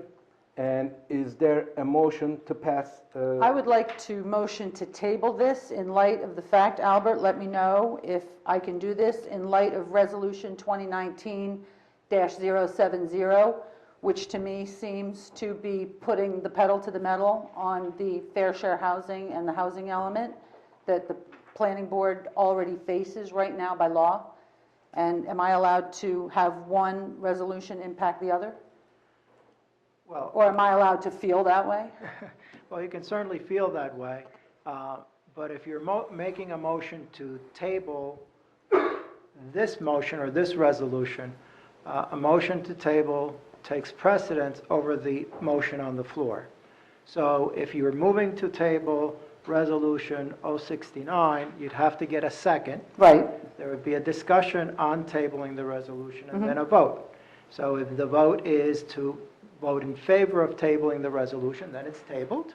If it's voted down, then it's considered, 069 is considered by the full committee. Great, okay, thank you. So given the fact that I'm making that motion, I would like to explain myself on a couple of different levels. Well, why don't you see if you You get a have to make the second? motion first. Right, well, you I'm can have- motioning to table this agenda. I mean, this resolution on the agenda. Can now I explain myself?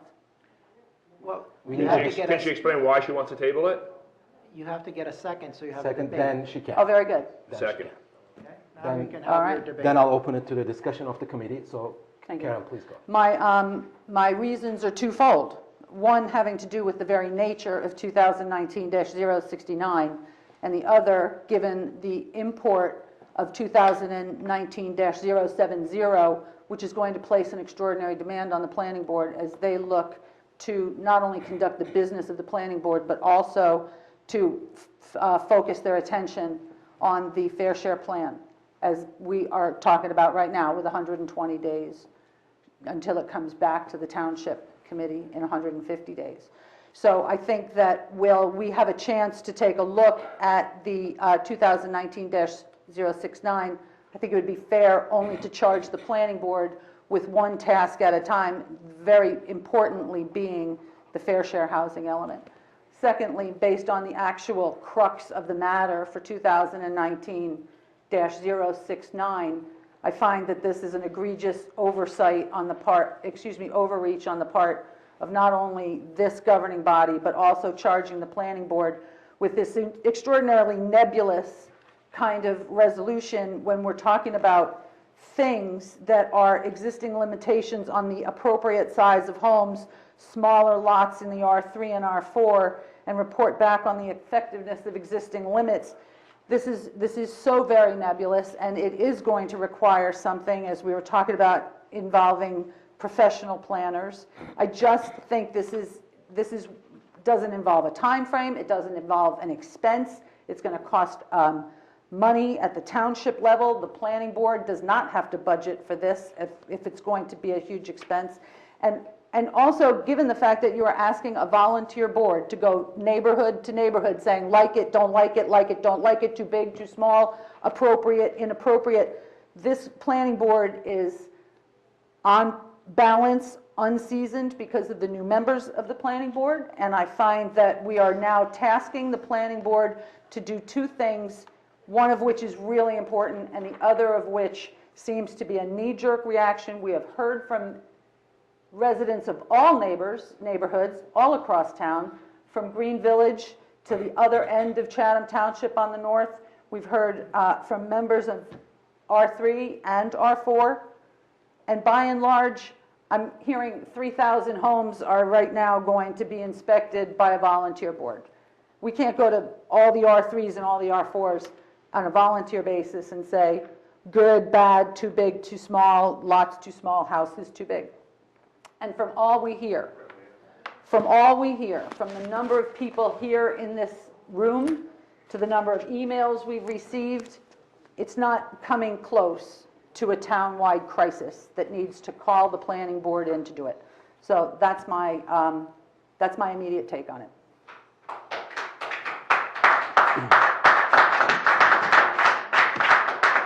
Committee discussion? Sure. Mayor, if I may, I think I'm the person who drafted this resolution. I'd like to, and I'm coming away from tonight's meeting with a totally different impression. Karen is arguing that this should be tabled and not even thought about or discussed or reviewed. I'm hearing that there's a whole spectrum of concerns here, the whole range, and I think that there's legitimacy in all of them. I think that I'm coming away from this hearing tonight even more convinced that this is an important issue that needs to be looked at, that it's without prejudging, without getting ahead of ourselves, and trying to assess what can and should be done with this. And again, without prejudging it, the planning board may come back with recommendations which range from, sorry folks, nothing you can do, to something more significant. But I think that to throw up our hands and say that after what we heard tonight from people concerned about this from all different perspectives, I think that's the exact wrong message to take from it. I think that we need to do our best to try to get across the message that we need to be responsive to the concerns. I think there are legitimate concerns that were expressed here tonight. I think there are a lot of other concerns that weren't expressed here tonight that need to be thrown into the mix. I think that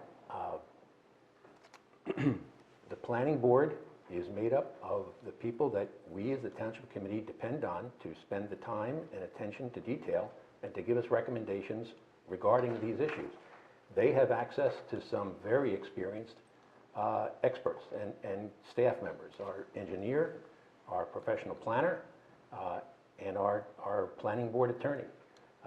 They're all under retainer. I think that it's reasonable to expect them to give good advice without breaking the budget on the initial conversation. I think that talking about going door to door and somehow examining each house, I think is far beyond what I would expect the planning board to be doing in its initial look at this. Karen is on the planning board, as am I, and I think that both of us will be certain to convey our feelings to the planning board as a whole. I think that the advice that I would give the planning board is that we don't want to micromanage them. We don't want to adopt a resolution that chapter and verse tells them exactly what they need to do. They are the knowledgeable people over there. And I think that what we're asking them is to look at it, and I would recommend to them that they begin with an initial look at it and get back to us and say how they recommend they should proceed if they feel that they should proceed further. But I sense a deep concern and frustration and anger and an awareness that there are dangers and perhaps unintended consequences if we're not careful.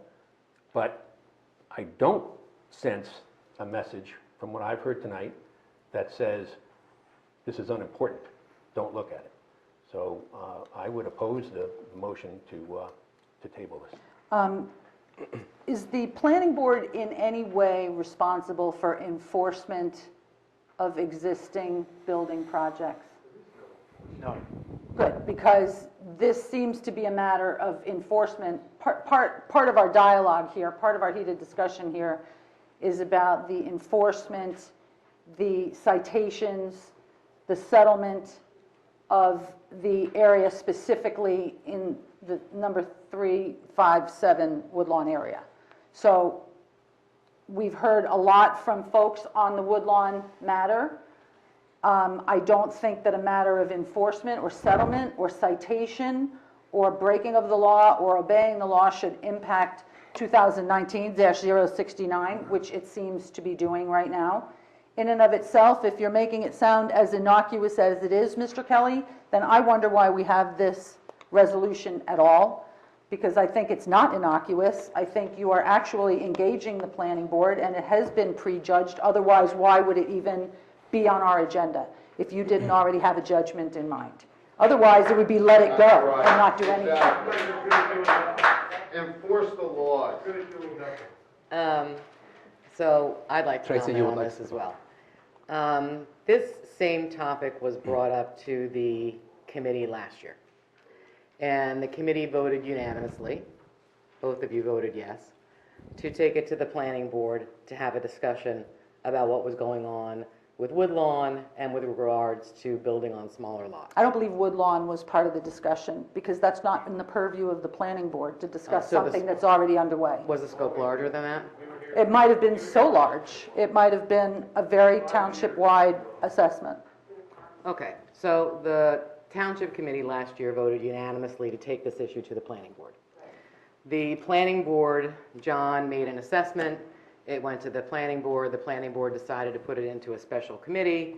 The special committee never gave a report back to the planning board never had the opportunity to discuss it, and a report was never given back to the township. So that was 2018.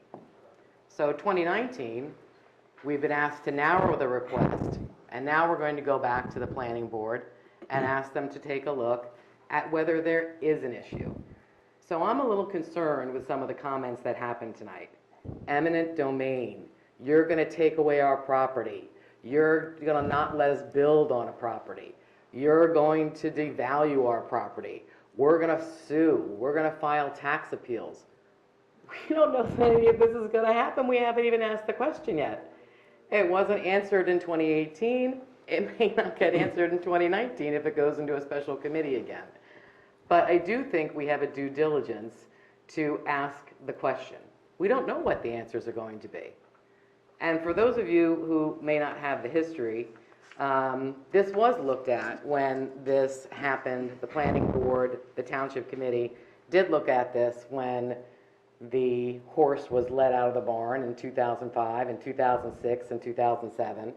And Bill O'Connor at the time was on the committee, Nicole Hagner, a bunch of people were on the committee. Nicole's still on the planning board.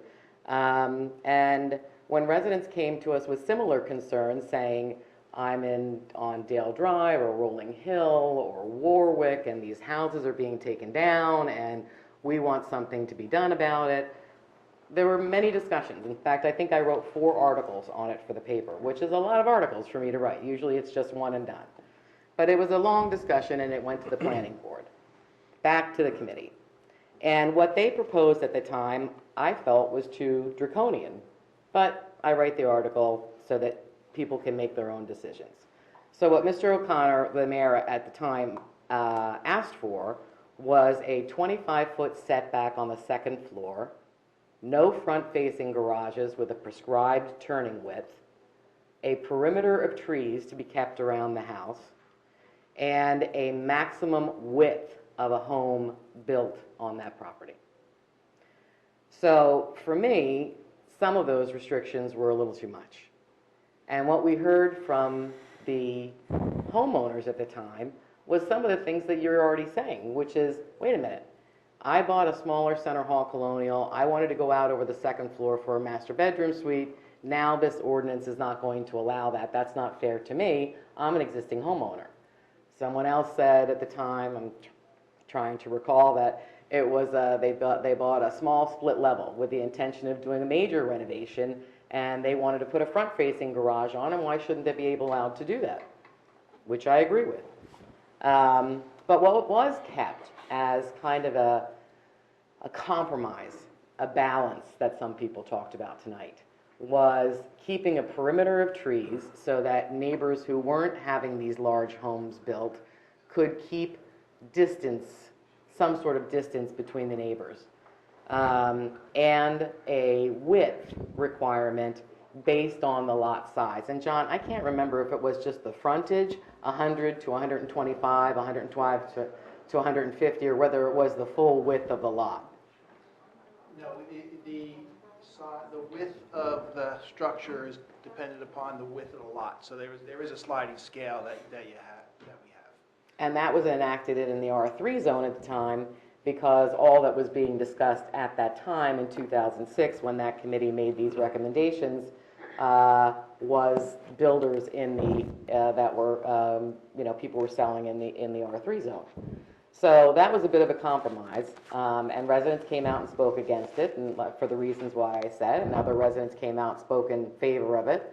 I think it was like a 3-month process. I don't believe they had to hire a special planner. I think they did it with the existing planner and with the existing purview of the planning board. So that process happened, and that was 13 years ago. So what survived was the width requirement and the tree perimeter ordinance. I think our tree perimeter ordinance seemed to have gone away. There was some strengthening of... Wasn't enforced. Go away, it wasn't enforced. That's right. So, yeah, so Just go away. I think that that's one of the things that I definitely would like the planning board to look at. Is, Enforcement is not in the purview of the planning board. If you're talking about enforcing the law, that's altogether different than asking the planning board to go back to the R3 zone and telling people we reconfigured our thoughts in R3, we're coming back again. How do these people feel? okay. You know what, let yeah. her finish. Can I just finish? What you got instead of changing. So I think that looking at the perimeter tree ordinance and how that works, and how it's supposed to work as per the master plan, and the strengthening of the ordinance that this previous committee did in 2018, as well as look at the lot sizes and seeing if this same application that worked in 2007, that's been working for 13 years, is applicable to smaller lots. So it only addresses lots that are 100 and above. And you can drive around any neighborhood at this point and see that the houses that are being built are not appreciably smaller. But it does provide for some relief for the neighbors on either side. And I'm hoping that if that can be looked at, and we don't know what they're going to come back with. So there's a lot of prejudging going on. I don't know where eminent domain and all this other stuff came into, or where anybody got any of that. But the question was asked in 2018. It didn't get answered. The question is going to be asked again, or what we would like to have is the question asked again in 2019. And this also has to do with the zoning board asking, and I believe they asked in 2017, 2018, and now again in 2019 for the township. They actually just passed a resolution for the township to take a look at this issue. I haven't had the opportunity to meet with the zoning board. They haven't given they haven't been before the township committee to give their plan. But if the zoning board is asking for the township committee to, and they're an independent body, is asking for the township committee to look at this, then I'd like to understand what is the impetus behind that too. So my vote is going to be in favor of having the planning board take a look and then see what they come back with. And then we can have another discussion about it, like we did in 2007. Is this too much? Is it disadvantaging me as an existing property owner? But to bury our heads in the sand and say that now that this is moving from R3 to R4, and now we're going to just bury our head in the sand and say the horse has left the barn, is really not serving our residents. And we have to look at the township as a whole and residents as a whole, and not look at this through a partisan lens or a political lens. We have to look at it as it is, that there's no harm in asking to look. That's what we did in 2007 when these concerns were come up.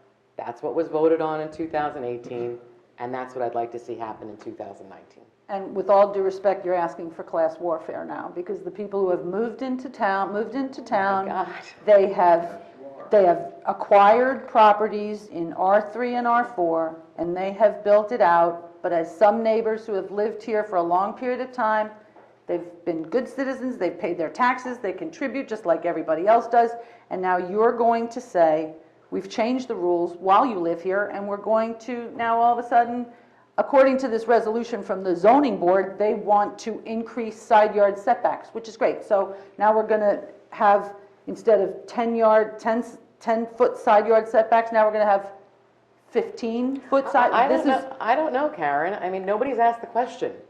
So we don't know what the answer is going to be. I think the idea that we're going to go neighborhood to neighborhood and tell people that we are no longer going to allow what you can do with your home. And now, hold on, everybody, please, and let's finish here.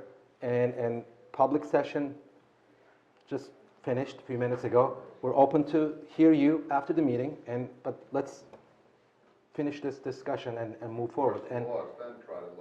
And anyone else? Because I'm going to have my comments, but I can wait. I just think that it's interesting that the zoning board is making these requests. And I have an answer. Can I interrupt? Yeah. Because I had the same reaction. Why is the zoning board extending themselves this way? So I called up the chairman of the zoning board, anticipating that the question needed to be answered tonight. Because in a way, it's counterintuitive. The zoning board deals with variances from the zoning ordinances. So you'd think that if we did make any tightening moves on the zoning ordinances, this would increase the burden on the zoning board. And why would they want to increase the burden on themselves? So I kind of was a bit skeptical, and I called them up, and they recognize that, but they also recognize that they, as the board, along with the planning board, that has the most to do with changing housing stock in our town, they are, as a body, concerned about the creeping change to the aesthetics and demographics and the whole what constitutes our town. Well, they just don't have to grant the variance, or they just don't have to grant the waivers. Well, they just don't have to grant them. They're the Board of Adjustments, so they're not going to make any adjustments. It's not limited to the variance request that they're getting. It's their perception of the housing stock coming from what their role is of looking at the housing stock. And they're trying to project out and what is this going to be like in 10 years and 15 years and 20 years at this trend line? Are they going to be projecting the costs of running a town or a school? If we max the tax all of a sudden at the school board level, who's paying for that? Well, I'm relaying the concern of the zoning board, which. Well, I'm relaying the concern of the homeowner. That's what it sounds like to me. I think there were a number of concerns raised here tonight, and I think I can certainly respond to a couple of them. One of them, the concern about taxes. I guess I would just want to reiterate to everybody that the municipal taxes today the tax rate is lower than it was in 2007. We have a very, very conscientious administration and township committee over the years, and I don't see that changing. So please rest assured that we are not going to throw the whole tax concern out the window. Well, it doesn't have to change because we're consistently refreshing our inventory of ratables So we are consistently taking in more money because of the new homes that are being built. There was the concern raised that the planning board is not elected, and is it really proper to have some conversation like this over there? I think it is. They are the group that advises us, but any action is going to be taken by the Township Committee. We are elected. Certainly, there'll be public hearings here at the Township Committee. There'll be public discussion over at the planning board. But the action would take place back here by your elected officials, not by appointed planning board members. A concern was raised about new appointees to the planning board. The planning board is a 9-member board. The majority of members on the planning board have been there for years. And the three staff members that I mentioned have all been there for years, the engineer, the professional planner, and the planning board attorney. And all 3 of them have not just worked to represent our planning board, but they represent planning boards in other towns as well. Our planning board attorney is relatively new, actually. So they come with experience of how other towns have dealt with this problem. So we're not in a situation where we have to reinvent the wheel. They can certainly share with us what other towns have done or have tried to do, and we should avoid doing. Didn't we already do that, John? Did we go around towns, around communities that we envision as surrounding communities, saying these people do things this way, these people do things this way? Chatham Township is kind of right in the middle between using setback laws and floor area ratio laws, and we've already done that. You know, when the planning board in the past has looked at, for example, the lot width, you know, we do look at other municipalities. Right. And even with the tree ordinance, we did look at other municipalities. So that is very common to, you know, Absolutely. look. Which has It's already a- been it's a done, logical too. thing to And do. we've decided, based on what other communities are doing, we weren't going to do anything And I guess just egregious. the last point that I would make is that there was a concern raised here tonight about focusing unfairly on the R3 and R4 zones. The agenda was kind of abbreviated to say that this resolution applied to the R3 and R4 zones. That was just a space issue. The resolution itself says, especially in the R3 and R4 zones, but it does not exclude R1 and R2. And It says especially on smaller lots, so you're clearly and if we want to focusing clarify on- that to satisfy anybody's concerns, I'd be happy to amend it before we vote on it. But I don't, you know, it certainly is not excluded the way it's worded now. I have a couple of questions on the resolution itself, and I would support tabling it for now to perhaps we can get some answers, some questions answered here. Mike, you wrote this exclusively yourself? Together with our attorney looking at it, but I wrote it. Anyone else in the committee help you with it? No. Okay. The first whereas, you talk about many of the concerns expressed most frequently to the Township Committee by residents involve comments and complaints about large size and location of new homes and their impact on the neighborhoods. Is there any backup to that?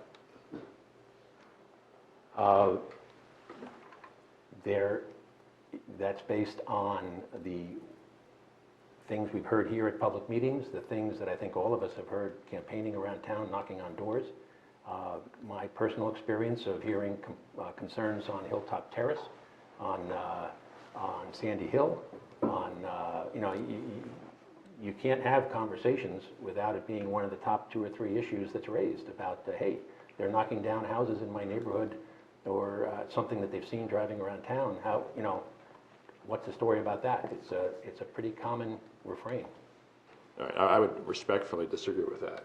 And I think the individuals here tonight, the majority, if not the entirety of those individuals who spoke up in favor of this resolution, are the residents of the Woodlawn area.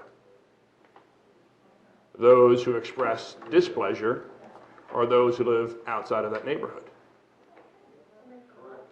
Excuse me? No, Mr. Mayor, the No, we public can't- comment period is okay. over.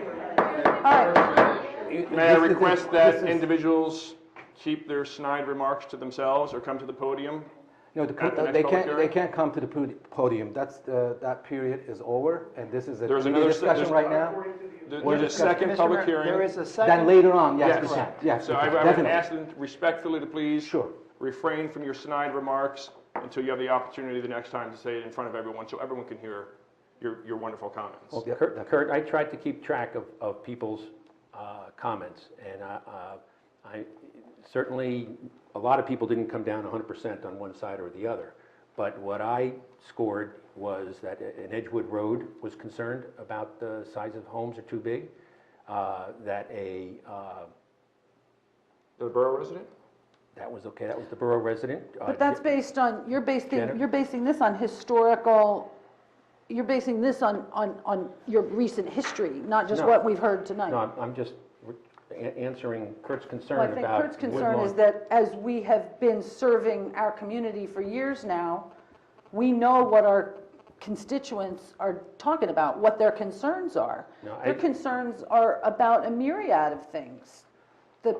It's pretty presumptuous to say, first of all, that many of the concerns expressed most frequently involve comments and complaints about that. I would argue public safety, taxes, Potholes. paving roads, those are the recycling. Playing I mean, fields. those are the number one issues I've heard. So my point is, the way this is written, I have other questions. The way this is written in a vacuum, I think it warrants a closer look at and a rewriting and thus tabling. My other question, as it relates to, and perhaps John, you can help us answer this, is, of the R3, R4 zones, how many residences are we talking here? Do you know offhand, ballpark? No, I couldn't tell you how many lots exactly. I'd be guessing. R3, R4, how many homes? Yes. Carol mentioned 3,000, I'm number 3,000. just I don't know if taking, that's, I'm taking the fact that we have 4,400 households, I think, is a kind of a rough yeah, number. 42 probably. That 900 or 1,000 of them are condominiums, 900, 1,100 Or do you know what condominiums in percentage of the Rancho. township is the R3, R4 zone? Yeah, I don't want to speculate that. I just don't wanna- Well, then to Mike's earlier point, is this resolution, is it specific to the R4, 3, R4, or you're saying it's all R zones, but especially R3, R4? It's all, especially the R3 and R4. So now you're talking R1 and R2, So basically, we're talking practically the entire township. or just the smaller lots. We're speculating on numbers of houses up here, and I think that it gets to the point of the issue of, do we want to speculate and leave ourselves wondering, or do we want to ask the most knowledgeable board in the township to take a deeper look at it and That's give us disputable some also. advice? Well, and then that's my other point, most though. knowledgeable I mean, board again, my in the point township. earlier. Mr. Mayor, if I may make, these are all comments on the substantive resolution. The matter before you is to table that resolution. If the motion succeeds, then this discussion is not necessary. If the motion fails, then you can have this discussion when you're retooling the resolution. So my suggestion would be is discuss what's on the table, But vote I would on argue, that. Albert, that my comments might encourage others to say, you know what? They've made some valid points here. It is worth tabling.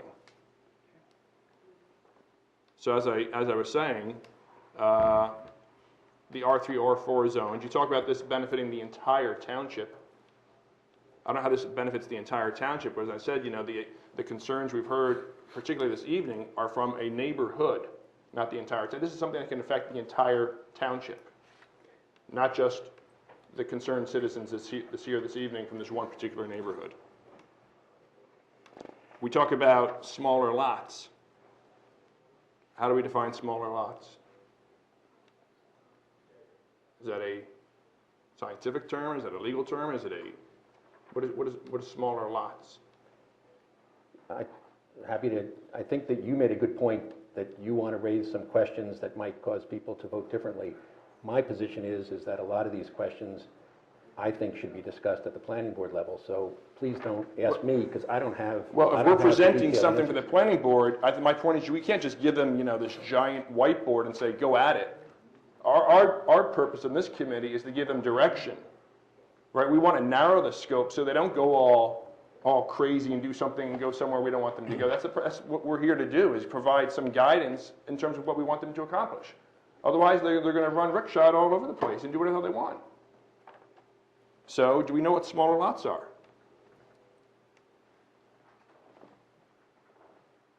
You authored it, since you authored the resolution.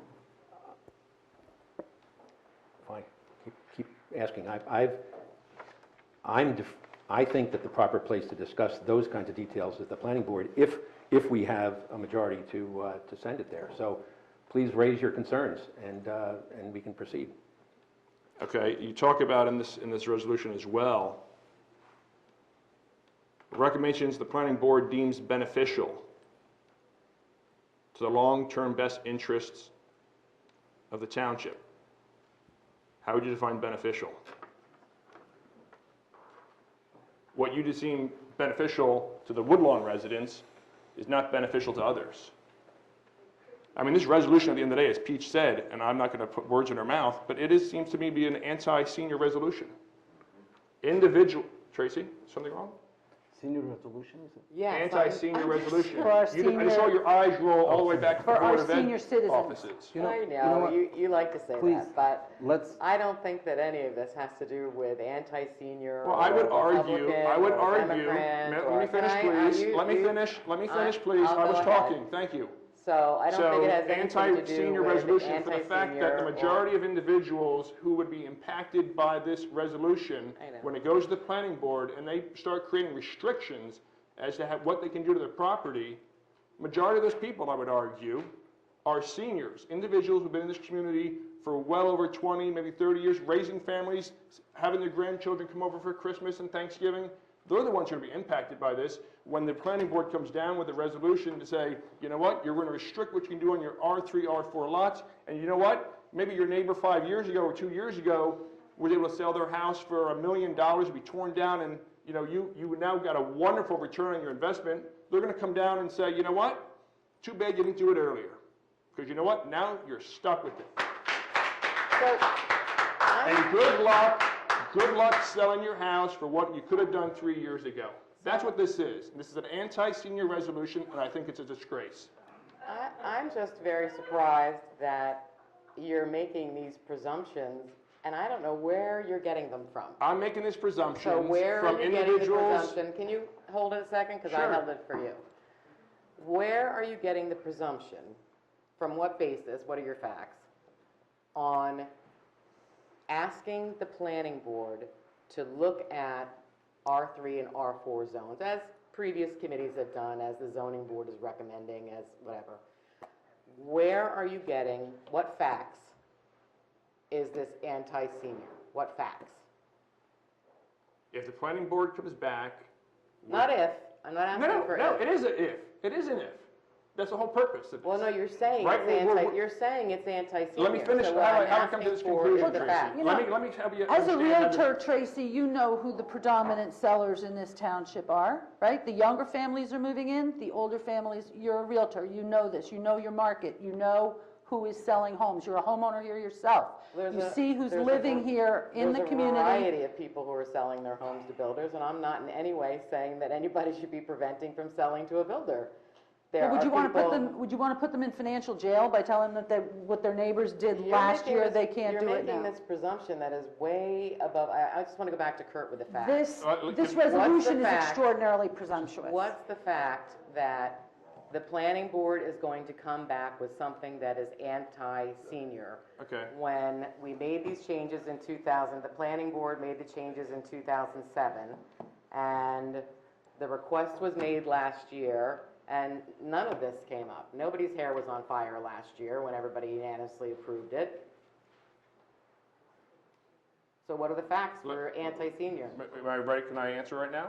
Sure, give it a shot. Okay. What are the facts that the planning board is not going to come back with overly restrictive ordinance and proposal to this committee? What is the possibility of that happening?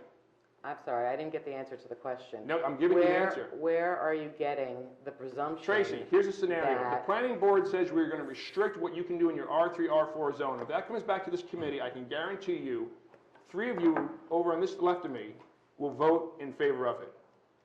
And that's what these seniors need to be concerned about. Can I chime in here? Maybe I can help this move further. Now, here's what I think. What I understand from what I heard tonight is that we have several issues here. Issue number one, that's definite. We have irresponsible builders. irresponsible builders all over the town. Okay. Is this true? Let me finish. Can I finish? Can All I over the finish? town? If you could please let me finish, so when I'm finished, then you can make your comments, definitely. So now number 2 issue, here what I heard, the folks who are concerned about the reduction of values of their homes. That's a real issue, right? So if a resident thinks that further actions that this body will take, then planning board will take, will reduce the values of their homes. That's a huge issue. Okay, so issue number 2, that is issue number 2. And what I heard here also tonight, and I'm thinking that what I heard is what I'm gonna hear if I talk more people. This is a sample of, let's say, 30 out of 500, maybe 1,000 people. If we had them here, they will speak the similar things, right? So the number 3 thing is we heard about drainage issues. They talked about the houses are being built and we're having issues, the drainage, and that is really building construction enforcement issue, right? At the same time, it could be an issue of the planning matter. It could be maybe house is too big. That's why they're having issues with the drainage, and maybe impervious area are not followed, or maybe we don't have the right numbers in our codes, maybe not. So we don't know. I'm not the expert. I went to architectural school, but I guarantee you I'm not the expert, and I'm the worst architect. So now I want to tell you this. Tom Salvas, are you recording? Okay, I want everyone to hear this, and their homes as well.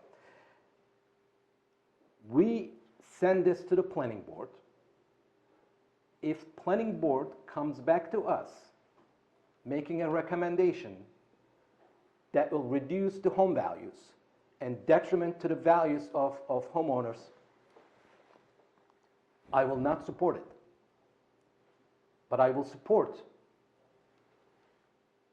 to take advantage of the talent that we have in the planning board, including the professionals, maybe outside vendors, within the reason, as far as the cost. We don't want to spend thousands of dollars. But I want to get their recommendation. Then we can discuss here. Either vote it down or vote it out. By my vote, I just told you. If it impacts the values of homeowners, I'm voting in advance, no. But it's hypothetical. And so I'm the mayor of the small lot owners and the large lot owners and any lot owners in between. So for that reason, I will vote against tabling this resolution, and I will, if you don't have any other comments, I do. I will ask Greg to get a I roll have call, a- but yes, please do that. I have a comment. Sure. Well, thank you for what you're saying, and quite frankly, I would argue that it makes it a moot point. A moot point for the fact that if the planning board comes back with any resolution or proposal that restricts property rights for R3, R4 owners, prohibiting them from being able to monetize their value of their property, you're going to say no. I'm certainly going to vote no, and I would argue Karen's going to vote no. 3-2, it's a done deal. Why then should we waste any further time on this, waste the planning board's time on this, waste the costs of this for the planning board to do this? You talk about, within reason. What is within reason? Again, we throw these words out there, right? Smaller lots, within reason. What is within reason? $500, $5,000, $15,000? This is, if you talk about how significant this is, you know what? This needs to be a huge undertaking. We need to put huge resources behind this. Is that the best use of tax dollars these days? To do something like this when we've got a small minority of folks here who are coming up here to talk about their being in favor of this from this one neighborhood? We talk about this being the entire township. It's the entire township. not just one neighborhood. The concerns we have here tonight, I agree. It's an enforcement issue. We've got a bad builder who's been done bad things. But should the entire township be impacted by this? So I would argue we table this and not waste any more time as it relates to the cost and everything else going before the planning board. I would like to give the planning board a chance to settle in and figure out on balance who they are, what they're organized with. Most of them, certainly the new members have not been through their training yet. Our attorney, you talk about him being a seasoned veteran. He has served as our planning board attorney for just a couple of years now. He's a great guy, but he's new. We have two He's full... been here 5 years? We have two full new planning board members. I would venture to say they haven't completed their training yet. They are young, they're brand new. We have one new alternate. We've taken out a lot of our institutional knowledge by dismissing Bailey Brower, who has lived in this township since time immemorial. We have done detrimental things to creating a stable long-term body right now, if that's our goal on the planning board. They're young, they're new, and now we're going to throw this request to the planning board to prepare a housing element of fair share consistent with fair share settlement agreement. That's going to be enough to occupy them for a long time. And I'm thinking, if you are talking about going neighborhood to neighborhood to neighborhood, especially on smaller lots in the R3 and R4, when you have an unseasoned planning board, I think it's irresponsible. And once again, I think that this is actually not a good thing to do right now. That's why I believe in taking it off the table. Here, here. Okay. Greg, roll call, please. Mr. Mayor, before you take a roll call, I just want to make sure that you understand the vote. A yes vote means you do not vote on 069. A no vote means the motion to table is defeated, and then you consider 069. So does everyone understand what you're voting on? I mean, I guess. Yeah, Mrs. Ness? I vote not to table the resolution. Mrs. Swartz? Yes. Mr. Ritter? Yes. Deputy Mayor Kelly? I vote not to table. Mayor Selin? No. Motion is defeated. Now, I'm opening the floor to the motion. Is there a motion to pass this resolution, to send this resolution to the planning board for what we just discussed? So moved. So the motion is to adopt 069. Adopt 069 In its current form. in its current form. Or subject to amendment. What amendment was proposed? I want clarity in terms of what we mean by smaller lots. I want to The know what. Or is motion, that after we second this motion? let's The motion has wait been for a seconded. second. Did it get second? No, Who seconded it? Someone over there. I'll second it. There you go. Okay, now we have a second. So I would like the clarification as it There's a relates discussion point to. now, you can discuss it if you Yes, want. the motion is to adopt it as it is. The committee can now discuss the resolution and its merits, and if you want to amend it, that would be a secondary motion. Well, it's a discussion. Any, Discussion first. yes, is there a committee discussion? I see clarity in terms of what I said earlier. What do we mean by smaller? Well, referring to them as R3 and R4 defines the size of the lots. No, it but- doesn't. But if you would like to make it across the whole board, I would be amenable to specifying all 4 residential zones in the township. That's Are not you what I'm still saying. talking about smaller lots? Or are you talking about every single lot in the township? You say Or just the R3, smaller lots, and then what qualifies a smaller lot? you're talking about Rolling Hills and that area? Uh, Maybe you should suggest an amendment then that you'd like to see. I'm just seeking clarity in terms of what the smaller means.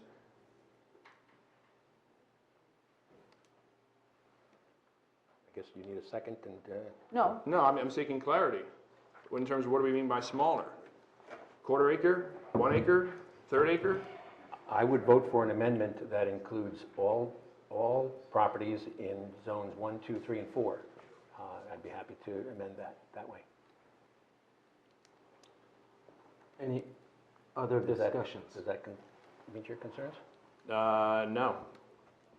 now you are now talking about charging the planning board with visiting every neighborhood in town.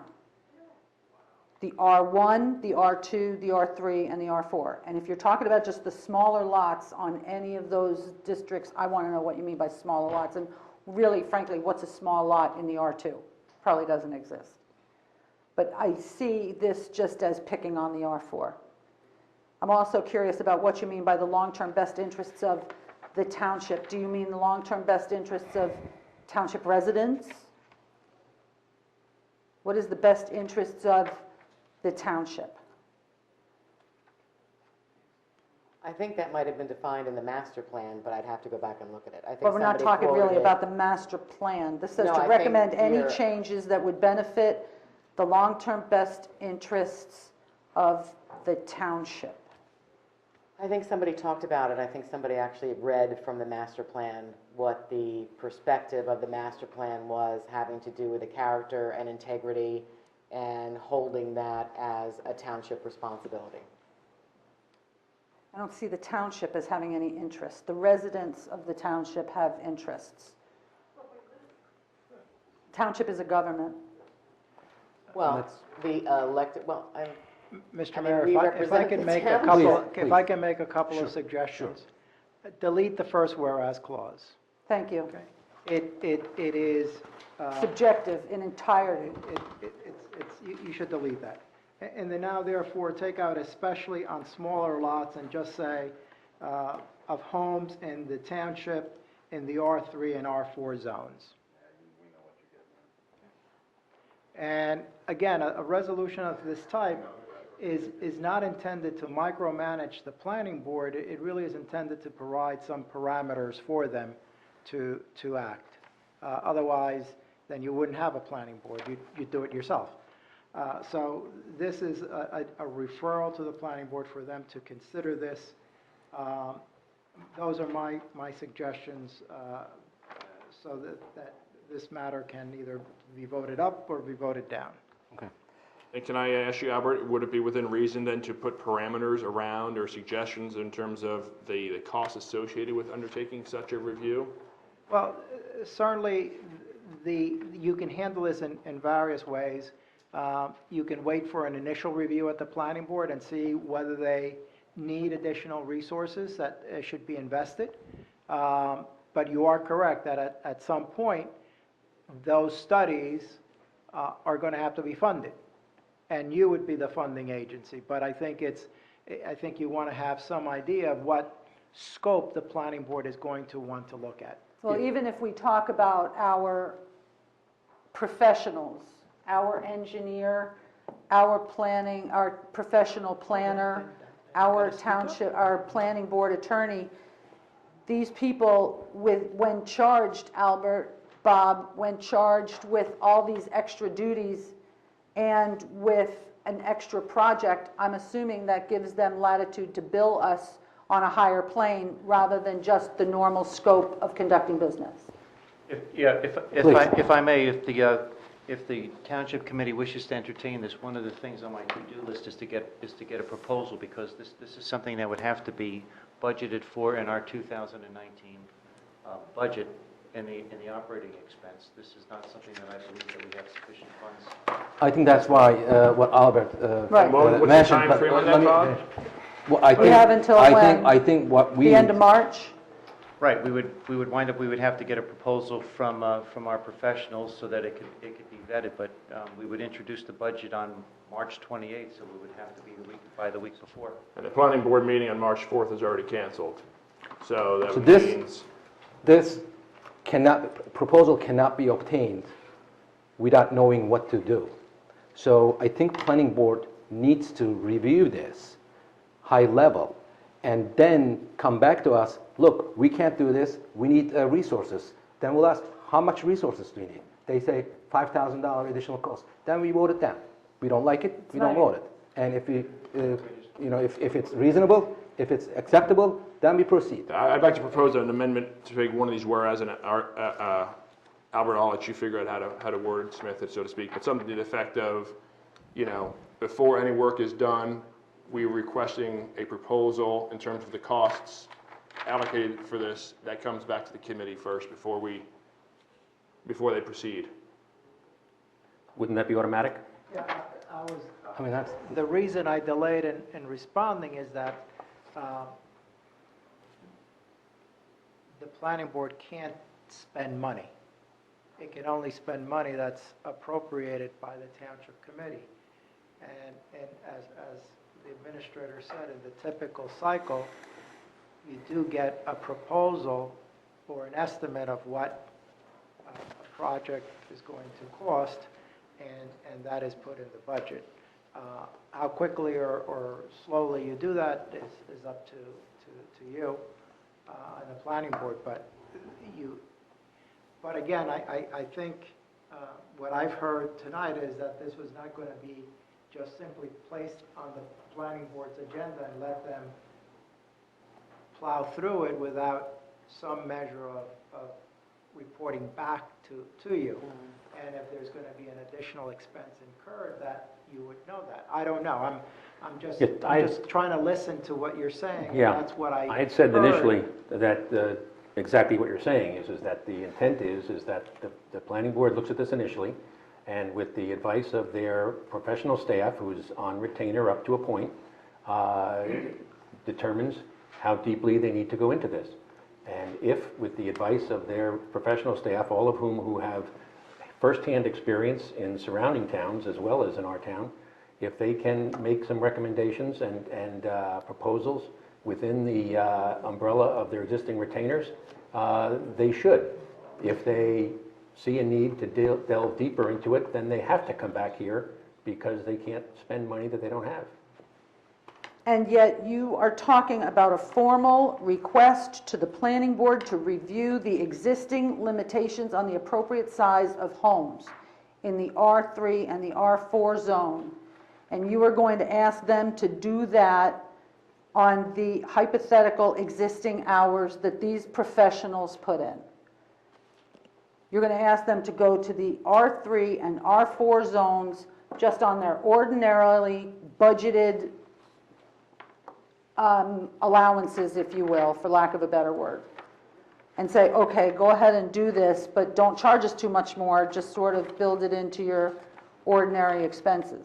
I think they will have to come up with a plan. I mean, they will have to tell us what they need to do, and we let them do it, we don't let them do it. So that's our decision. This committee will decide. And so that's how I look at it. I would like to make an amendment or something to the effect in the last be it resolved, where it says to recommend any changes that would benefit the long-term interests of the township. I would also like them to, again, I think we need to provide a narrower scope of what we're looking for here. I would like them to also examine the negative impact on property values for these individuals, or highlight something to the effect of the negative impact it could have on private property rights of owners in the township here. That's not planning board. That we need an appraisal. Well, the planning board is doing this analysis. I mean, if we're going to give them, I want to give them some kind of direction in terms of what we're looking for. We're not just looking for the benefits, what they perceive to be the benefits. Detriments. I want to understand what the detriments, the negative aspects of this proposal might be. Okay. How about if we say in concurrence with the master plan? I'd like to highlight the potential negative impact this could have on the township itself as well. No, we should look at it. I agree, we should look at it, but it's not that planning board would be able to do. That's what I'm saying. Well, without giving them specifics, I'm afraid they will not do that, though. And I would like to have it documented in the resolution as such. Certainly, we could agree we want to look into both the positive and the negative aspects of this. I would think we would all be able to come to the agreement that we have to look on both sides. That's not nothing, right? I mean, that's exactly what I said. I mean, if that's going to detriment the house values, I'm not in. I understand that, but I'd like to make sure we had documented in this resolution as such. So Albert, could you suggest language in that last? This is not calling for an amendment. This is calling for a rewrite, if you ask me. Look at what I've got going on here. I had actually recommended that everything after limits be taken out, and the period after existing limits, and that just simply read, planning board to review the existing limitations on the appropriate size of homes in the township, in the R3, R4 zones, and to report back to the township committee on the effectiveness of the existing limits. Now, you could put the appropriate size of homes, What's appropriate? and that's what I was going to say, in relationship to the, People's personal opinion. in relation, What's appropriate for me is certainly different than what's appropriate for the person down the street in the number 10 house. in relationship to lot sizes. Try to correlate one with the other. Well, same token, we have individuals from Woodlawn who say, you know what, it's inappropriate. You have But they people who built moved on in who say it's appropriate love it. because I love it. Nice new family. So to existing limitations on the appropriate size of homes in relation to lot sizes in the township. In those zones. But again, we go back to what's appropriate and what's inappropriate. Right? Beauty is in the eyes of the beholder. Or the homeowner. Can I just chime in Okay. on that? The people are great. Now, we're not taking away from that statement. We're It's- talking about the house. You have to and come to the I- microphone, Fred. We have You know what, hold on, please. Do you have a few more minutes? Sure. Okay, it's going to be a time, But you're gonna honestly. vote it on it already. We're- It's not gonna make a damn bit of difference once you vote on it.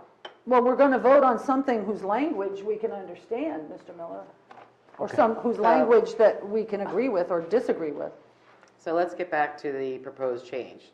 The existing limitations on the appropriate size of homes in relation to lot sizes in the township, I would, in the R3 and R4 zones. the effectiveness of the existing limits, and maybe you can say something Albert says, and identifying the positive and negative impacts said, proposals might incur to residents in the township, or something to that effect. Or just take it out altogether.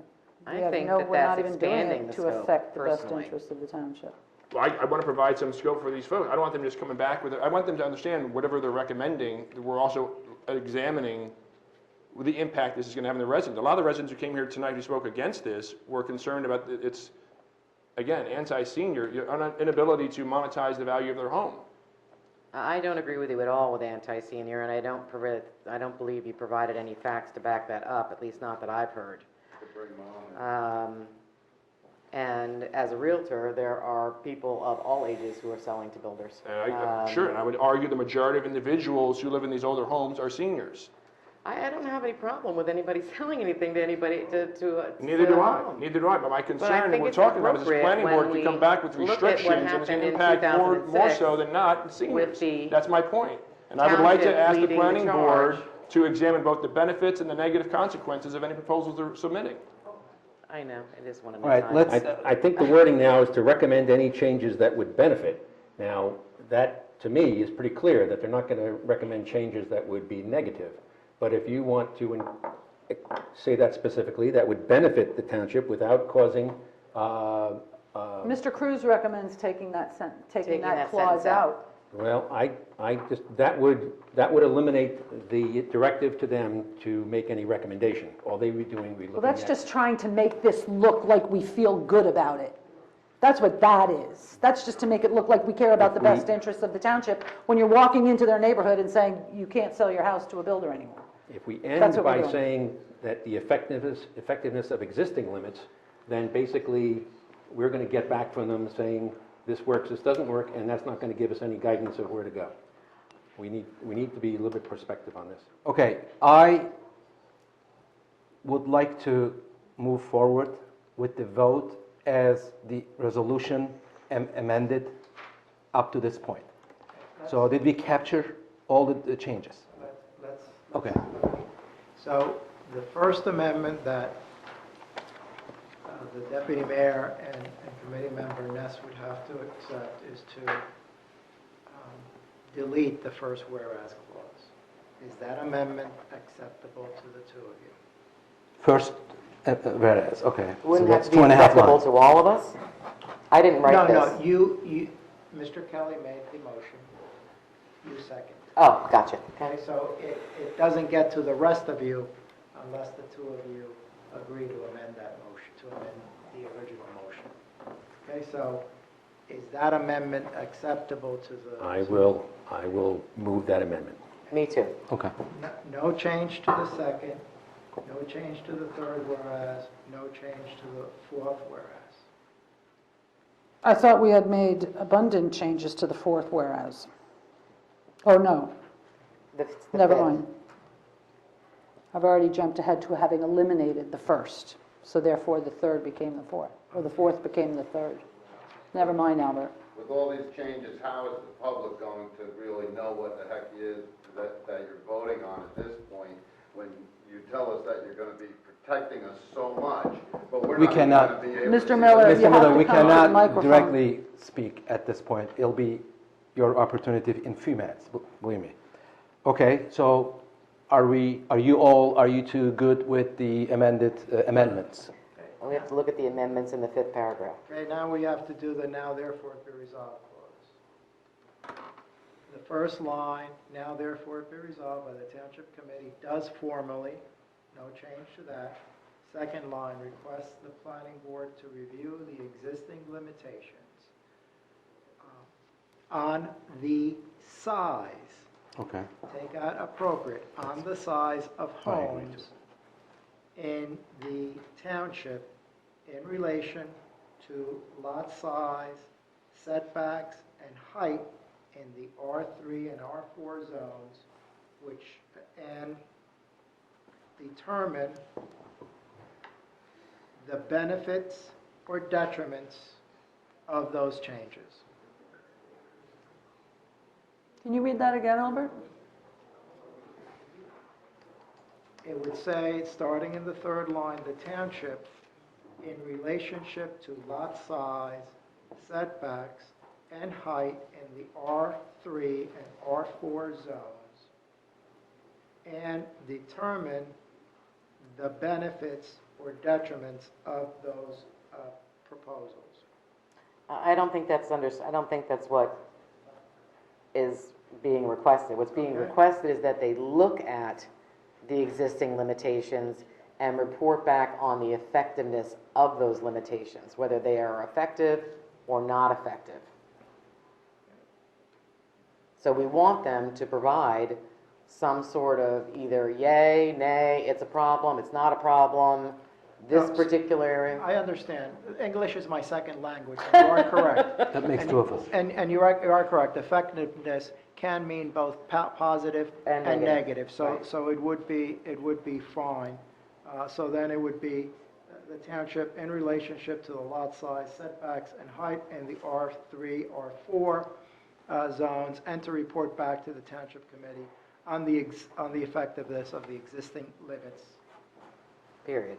Period. Okay. Can we just be clear to say effectiveness, parenthetical, positives and detriments?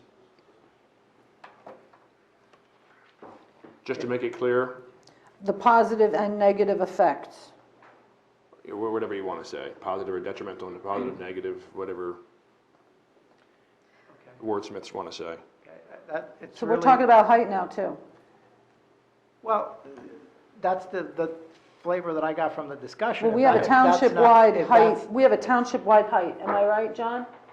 A township-wide height. So now we're going to go neighborhood to neighborhood and say that house cannot be taller than 30 feet. It's up to you what you. Well, want. nothing's up to Okay, me, I'm and afraid. I would say, instead of saying recommend any changes, then to address the concern, recommend any improvements that would benefit the long-term best interest of the township. And One man's improvements are another man's well, government I think we overreach. say improvements that would benefit the long-term best interest of the township. I think Albert was ending it after limits, and that, Yeah. we didn't even get My to that concern sentence. there is that that does not get from the planning board any recommended changes of any kind. Well, they didn't have any to recommend last year. Now, that's We different. don't know that because we never got. If we talk about We're reporting, not talking we about talk last about year, please. reporting back to the committee. So they're reporting back to the committee the effectiveness, positive, negatives of the existing limits. Right. So the report back presumably will have recommendations and anything else they've got to say. Well, why should we presume on this when you're concerned about presuming on other things? So presuming everything else, I'm personally fine with that change. I'd like to see what they come back with. I'd like to see this, how this intertwines with the repeated requests from the zoning board. And I'd like them to just, come back with, have the discussion that they didn't have last year, share it with the planning board, have that discussion, share it with the township, and let's move on. Is there a technical interface between planning board and the Board of Adjustment? Does the planning board take into consideration, are they logically allowed to do that? Now, cerebrally, they may be able to, but are they logically allowed to take into consideration what the Board of Adjustment recommends? The short answer is yes. Mhm. Under the municipal land use law, the zoning board of adjustment is to report annually to the township committee, to the governing body regarding the number of variances that are granted, and to indicate to the governing body whether an amendment or a change to a particular ordinance is necessary, because more than the variances are, the same question keeps on coming up before the Board of Adjustment, and if it keeps on coming up before the Board of Adjustment, that indicates that there is some refinement to the ordinance that it's necessary. So the board is charged with that responsibility of pointing out to the Township Committee, essentially in layman's terms, is your ordinance is not working because we have too many of these cases. Yeah, so ironically, they're asking for more latitude. Now, are we good Yeah, with? that's the ironic thing, is that the citizens are asking for more latitude, and here we are about to take it away from them. Now, I don't know if that's your plan, but that's not my plan, so please don't put words in the mouth of the Chatham Township Committee. We don't know what the planning board is going to suggest. You're out there talking Okay. Well, about, I think that fear the the changes in the government planning and board, fear the this changes in the and don't planning believe board are what people reflective of the say, and But intention of this- this voted resolution. for it last Now we're- year, and now okay, all of a sudden it's members, hair on please. fire, and we're asking the same thing that we did last year, but we never got a report. I use So this why don't more we ask than for a 10 times a report? day. Why don't we ask for a report last year, from the report from last year? Why don't we start there first? Very good I point, asked that Tracy. last time. Well, why don't we table this, put this aside until we find out what the hell was done before? Tabling was a resolution, it was defeated. Now we're talking about passing this, we can vote it down, vote it up, and are we done with the last paragraph? I don't think so. Okay, what is the comment on the last paragraph? Are we took out the appropriate in the second line, right? Right. And the rest, I think Kurt made a comment of effectiveness and detriments and benefits. Right. So So how about if we let's- leave it, recommend any changes that would affect the long-term best interest of the township, both positively and negatively? Okay, is it a compromise, Kurt? Okay. All right, So then the third line would read, and do you want height in or not? Just limit it to lot size and setbacks? we're not changing anything other than taking out appropriate, and we're adding the last sentence, the last word, township, best interest of the township negatively and positive. I think Is we- that what you just said? I think we should just say limitations on the size of homes. Take out the word appropriate. Okay, yes. Don't put in the size of homes in relationship to lot size Okay.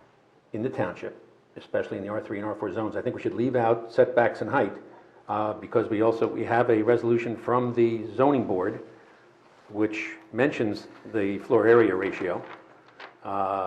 That's a resolution recommending to us. Yes. That's just a resolution that's and a Albert- resolution the sure. planning board issued, the I zoning wasn't board. clear from your explanation how the zoning board resolution gets conveyed to the planning board. It's to us, but we'd like the planning board to be aware that the zoning board is It's a public document. concerned. No, I think the question was, can the zoning board weigh in on changes to the zoning ordinance? And they are to us. And they are to you. But this is a public record, and there's nothing to say, If they want to read it, they can read wanna it. read it. I mean, So- it's- Okay. So now, can you repeat one more time the last paragraph? Okay, last paragraph. And clear, so everyone can make it. Now note. therefore be it resolved that the Township Committee does formally request the Planning Board to review the existing limitations on the size of homes in the township in relationship to lot size, especially in the R3 and R4 zones, and to report back to the Township Committee on the effectiveness of the existing limits, and to recommend any changes that would benefit the long-term best interests of the township, both positively and negatively. Do you mean the residents of the township? Of the residents of the township, I think it means If we're the not- same thing. But if no, you it wanna doesn't mean the use- same thing okay. at all. If you'd like to say Township residents of the residents. The township. residents Township are the, residents, yeah. what we do are for better. the benefits Okay. of the residents. Residents, Okay. residents, that's fine, that's better. Yeah, and when we say especially in these zones, is that I think we should especially say means in the zones, in in the particularly smaller ones. versus means Or solely They're in asking- those exclusively? zones. No, they're asking, it asks for an emphasis. But again, so the scope is everything, but especially focused on these two versus just saying exclusively in. Drive around to the R2. That's Correct. what it means grammatically. That's correct. is the Okay. emphasis, yeah. I Okay, would like to. So. Can I ask, do we have an idea when you would like this? Do we put a deadline on this? Do we say, please report back by June 1st? Do please report back? I don't want to put by- deadline. No, I think that's micromanaging. Yeah, Yeah. I only put. So this is going on forever. We're gonna spin this in motion, and we're gonna say, just do it until you're blue in the face. And if you, No. I think in No, no. 2006, when this happened, it took about 3 or 4 months. That was so, when they would have Dixie Dale and Fair Share Housing. they've got usually Dixie before. Dale, they've got fair share housing, they've got a full plate of things that have to be done. What's 120 days? Well, the 120 days. 4 and the months? Other resolution. Yeah, so they've was got to be- put the pedal to the metal on Resolution 2019-070. That's going to be their number one priority, one would hope. So in other words, you're going to take 2019-069 and not put any kind of time frame on it. Because They've they're- got to do 2019-070. They've got to do that. And now you're going to tell them, when you're done with that, please do get around to 2019-069. Okay. I think that they can set their time frame and let us know what time frame they have. I don't think that we need to impose a time frame on them. Well, this is such a nebulous thing you're asking them, the effectiveness of existing limits. That is so nebulous. And I'd you're like talking to- about the effectiveness of existing limits in the R3 and the R4, Now, and then there- don't bother, we can't give you a time frame. We've just made So all these discuss this. amendments to satisfy your concerns. I hope we can move forward with this now. Can we Okay, move- I'd like to move So no this- deadline. I'd like to move No this- timeframe. I'd like to move The this with the timeframe, amendments. Is the end of the year, simply because the work of this committee, the Board of Adjustment, of this, the planning board of this type ends with that year. This is not an application that can carry on from one year to the next. So that's the parameter that is implicit here. So if it's not done this year, it's out the door and they start, a new resolution has to be proposed next year? You'll have presumably? new members, there'll be a whole. Can we make sure that the reflected amendments are also reflected in the intro resolution, the header, the title? What I'm going to do is, I think the discussion's now completed, because the clerk has to document this in the minutes. I'm going to make sure that the clerk understands all the changes, and then we're going to put aside all the parliamentary and procedural rules. Once the clerk reads that vote, then there'll be a motion on it in a second, and you'll be voting on it as if a new resolution. So in essence, we're going to put that aside because the discussion's been long and confusing. Let's make sure the clerk understands the changes, because he's documenting it in the minutes, and then you can call for a roll vote. In terms of the heading,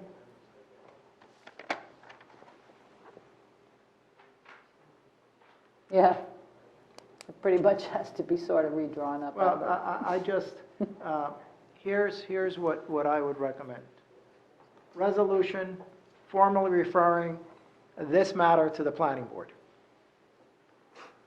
Okay? Colon. This matter. This matter. The matter below. The what's discussed below. Okay, this way we don't have to discuss the heading, just make it quick. So when you say an implied date, is there a reason why we can't put an actual date?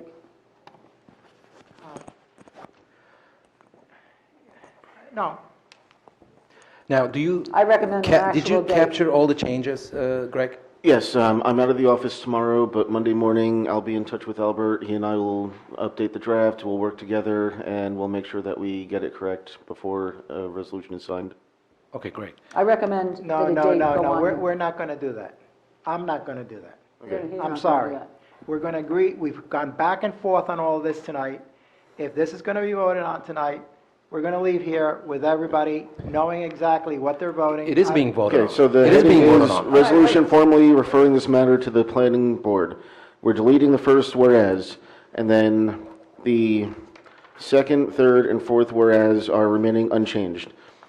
The final paragraph, now therefore be it resolved that the Township Committee does formally request the planning board to review the existing limitations on the size of homes in the township. And Albert, In help me out. relationship. In relationship. In relation to lot size, setbacks, height, in the... No, R- not No, height. we took out setbacks and height. Just lot size. Lot size. Especially in the R3-R. Especially in the R3 and R4 zones. And since we've been back and forth on the remainder of the changes, especially in the R3 and R4 zones, and are we scratching back in the and to report back to the Township Committee on the effectiveness of the existing limits? By, We're keep going, yes, we're keeping Yeah. going. And to recommend any changes that would benefit the long-term best interests of the township? residents? Of the residents. Residents, both. So, long-term best interests of the residents, and we're ignoring property owners, residents of the township. Is Both- it both residents, Albert, or negatively and property positively. owners? Residents. I think it's residents because it's, Okay. Residents of the township. And do you have more to add? They Was both And- negatively both- and negative and both positive. positively and negatively. both positively and negatively. And a date. I'm not in favor of adding a date. Neither am I. Well, if it's implied... for what? If it's implied that the shelf life of this task is between now and December 31st of 2019, There's your date. if it's implied, then let's make it in fact. Well, it is, right. Well, then write it in there. Again, you have to be careful on just, these things usually are just a referral. That you give direction, you don't micromanage. Mm-hmm.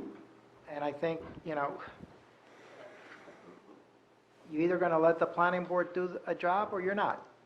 If you don't want to do the referral, then vote it down. If you're in favor of the referral, then Okay, vote so in favor of it. I think we're moving forward without a At date. what point in time are we asking the planning board to come back to us? They're going to come back to us with the amount of money they're going to ask us for because they're going to need all these things. That's the first thing they're going to have to come back. They're going to have to decide, are we going forward with this? And if so, how much is going to cost? And they've got to And ask, are we putting that in here, or if we're trying to give them a narrow purview of our expectations of them, then Now- isn't it fair to put some sort of phasing into here, some sort of report back with your estimated costs of 1,000 hours of a professional planner? well, I think that's a discussion for the planning board to have.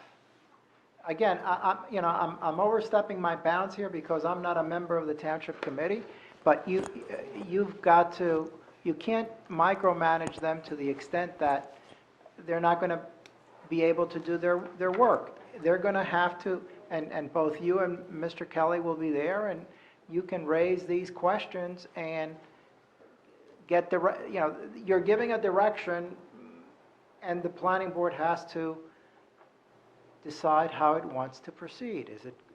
And it would seem to me that the first thing they have to do is address the budget concern. This is the scope of their work, how much time, effort is going to take of the planning board to do that. Once they determine that, they're going to need a budget.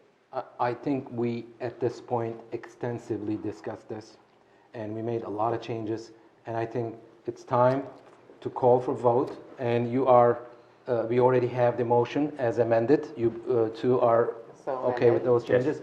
And Greg, please roll call. Mrs. Ness, Yes. Mrs. Schwartz, No. Mr. Ritter, No. Deputy Mayor Kelly, Yes. Mayor Selen. Yes.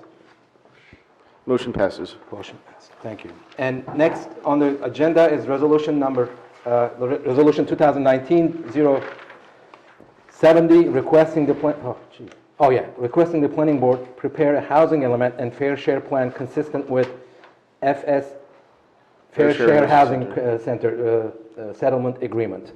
And Albert, you want to give some feedback on this? I indicated before In the earlier beginning, that yes. at the beginning. Suzanne was out. It was 3 hours ago. Yeah, Okay. so we don't it's need the to- same explanation. Okay. So is there a motion to pass this resolution? So moved. Any second? Second. Any committee discussion? I would like to say that I am extremely and supremely impressed by last year's Township Committee, the Township Committee in the preceding years that has had to grapple with this, with our esteemed council, with our current administrator, certainly our previous administrator, for going through this with a fine-tooth comb, for exploring all options as they pertain to our entire township, to possibilities from one end of the township to the other, knowing full well that at the entire time our feet were being held to the fire by a special interest group, and I am very proud of the fact that we have reached this point. I'm proud with the fact that we were able to go before the judge and come away with no objections on her part, and I congratulate everybody who was involved because they really, really deserve it. Thank you. Thank you, Karen. Mr. Mayor? Yes. May I just make a follow-up comment? Sure. I wanted to say that I was at the hearing on February 22nd, and I do believe that our township attorney and our township planner did a masterful job. They were, the judge and the court-appointed special masters were very complimentary of their efforts as well as the efforts of the township staff over the past several, probably couple years about this. But I've been to other hearings, and I have the judges have not been as complimentary as they were on February 22nd. So this is kudos to the professionalism of our attorney and our planner. Thank you, Bob. Thank you. Thanks, you. Albert. Thank you, both of you. Thank you. And if there's no other comments, I'm going to ask for a roll call vote. Mrs. Ness, Yes. Mrs. Schwartz, Yes. Mr. Ritter, Yes. Deputy Mayor Kelly, Yes. Mayor Selen. Yes. Motion passes. Great. Thank you. Now we have the consent agenda. Next item, the routine. What consent agenda is? The routine items that may be passed by a single roll call vote, and any committee member may call for a separate discussion or vote on any items. And please, The items this evening are Resolution 2019-71, receipt of reports, 2019-72, approving meeting minutes, 2019-73, releasing performance guarantee for Chatham Day School, 2019-74, amending Resolution 2019-66 regarding field maintenance RFP, and 2019-75, establishing Colony Pool Camp. I'd like to propose an amendment to Resolution 2019-75. Okay, why don't you just pull that one out from the consent agenda, vote on it separately. Vote on the remainder of the consent agenda and discuss that, 075. okay. Is there a motion to pass the resolutions on the consent agenda? First four resolutions. So moved. I second it. Greg? I second it. Mrs. Ness, Yes. Mrs. Schwartz, Yes. Mr. Ritter, Yes. Deputy Mayor Kelly, Yes. Mayor Selen. Yes. Now, motion passes now for discussion on 2019-75. Excellent. Thank you. And The fifth whereas, we talk about the fees. I expressed some concern last time at what we were charging folks. It's substantially lower than our surrounding camps in town and elsewhere. I think it would behoove us to increase the fee for Colony Pool members to $200 and non-members to $300. I thought this camp idea was also kind of encouraging people to register for Colony Pool, not just use the pool as a campground, as it were. So I think if we raise the fees, that might encourage the folks who are non-members to become members, thus providing greater revenue for the township. So we know this pool is consistently a money-losing venture for the town, and any way that we can find ways to increase the revenue stream, which this camp presumably will do, I think would be a good thing for the township and its residents. So you propose 150 to 200, 200 to 250? 200, 2 to 3, okay. correct. Bob, I know that, and I thought I had it in my copy, I know that Dorothy sent a second table of what community camps are charging, because I don't think, Kurt, it's fair to compare it to Fairmount. No, I was not talking about Fairmount. I'm talking about Mr. A's camp. I'm talking about Broadway Boot Camp. I'm I know, talking but about before Fishing you had Game asked Camp. about I'm Fairmount, talking which about I Innocent don't Camp. think I'm it's talking about fair all the other to- public camps, not the private country club camps. When Noe you had- Camp. When you had made that suggestion, I didn't think it was fair to do No, I that. didn't make the So, suggestion. I was Bob, pointing out did that you there are other have camps in the, town, Tracy. thing from Dorothy that had the comparison? I don't have it. I have it in the office, but I don't have it here. Basically, in looking at Berkeley Heights, Florham Park, Summit, Madison, we are actually priced higher. I believe Berkeley Heights charges $90, and the programs, Kurt, are not the same. So I don't know if you looked into this yourself, but I was looking at the chart from last week, or 2 weeks ago. And I noticed that then, that our price was, it seemed substantially lower than the surrounding communities. And if we don't It have the actually figures didn't here, I have would suggest we surrounding table this communities in it. until It next had- meeting so we can get clarification on this. it had Fish and Game, which does accept non-members when their camp is not full. So they do have a couple of non-member spots open. They charge $275 and $370. They're 5 days, 4 hours. So if you look at a rate per hour, it's $18.50. Mr. A Camp runs 4 days for 3 hours at $265. Their rate per hour is $11.04.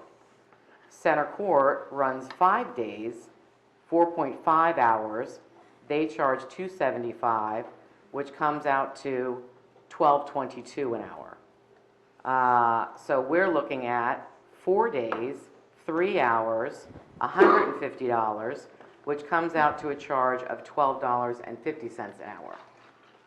So because there's such disparities in the programs, even disparities amongst the community programs, some are huge. The Madison's Nature's Nuts program takes them on trails and takes them into the Great Swamp and does all sorts of things. We're not proposing that. So if you look at the rate per hour, we are very competitively priced, higher than Mr. A Camp, higher than Center Court, and lower than Fish and Game. And I would argue the Colony Pool Club offers a lot more than any of those other camps. Thus, we should be charging more, and we should be charging $200 and $300 respectively. Okay, what if I propose, I instead of disagree. 150, just 20%, can we do 150 instead of 150, 175, instead of 200, 225, something like that? Well, we're looking at this objectively. We are. So we're looking at what costs, what community camps cost, what private camp, these are all private. And I think you have to look at what the amenities camps. these camps offer. Look. We're offering pool, tennis, arts and crafts. There's other things that we're offering that these other camps do not. Mr. A's is in a gym, Yeah, right? I mean, we're offering all these other additional benefits. We well, should we get have more a bang. You get pool, more we bang for your have buck. tennis courts, Yeah. and we can do a craft. Yeah, I mean, we're not reinventing the wheel, Kurt. This has been done here for years. I understand that. So let's make the most money we can on this, is my point. Well, if you wanted to make the most money that you could, then why didn't you publicize it when you had the camp at the time and actually run it? Oh, Okay. Tracy. Okay. I okay. mean- Are we talking to the issue at hand, or are you going to make your snide remarks as well? Don't, Come on. don't, Members, please. look, don't be disrespectful. Don't I be disrespectful. don't, You started I Members. don't this. like it. Tracy, this is your Members, amount. please.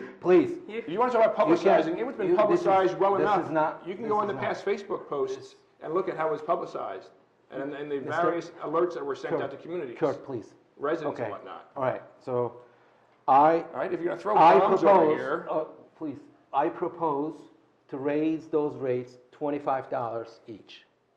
Is it acceptable? That's fine.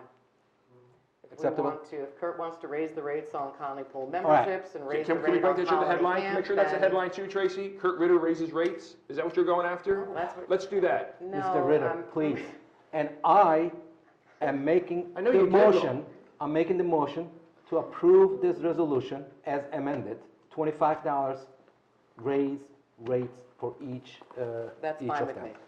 And if you can't get enough enrollment, then probably we'll have to, we'll bring it down. But Then we can't right really now, get this is what we're doing. Are we actually going to do that if we Do don't have the enrollment? I hope they do. We I gonna- hope they do. Is that part of the No. paradigm, is to No, that's lower what the I price if propose. we don't have the, No, it's a business decision. At that point, they can bring it back to the committee, say, look, we can't get the enrollment. do they have Can that we-" kind of time? I don't know, probably not. So I'm just, This says a go or no-go must be made by this is Friday, a May practical 24th. thinking.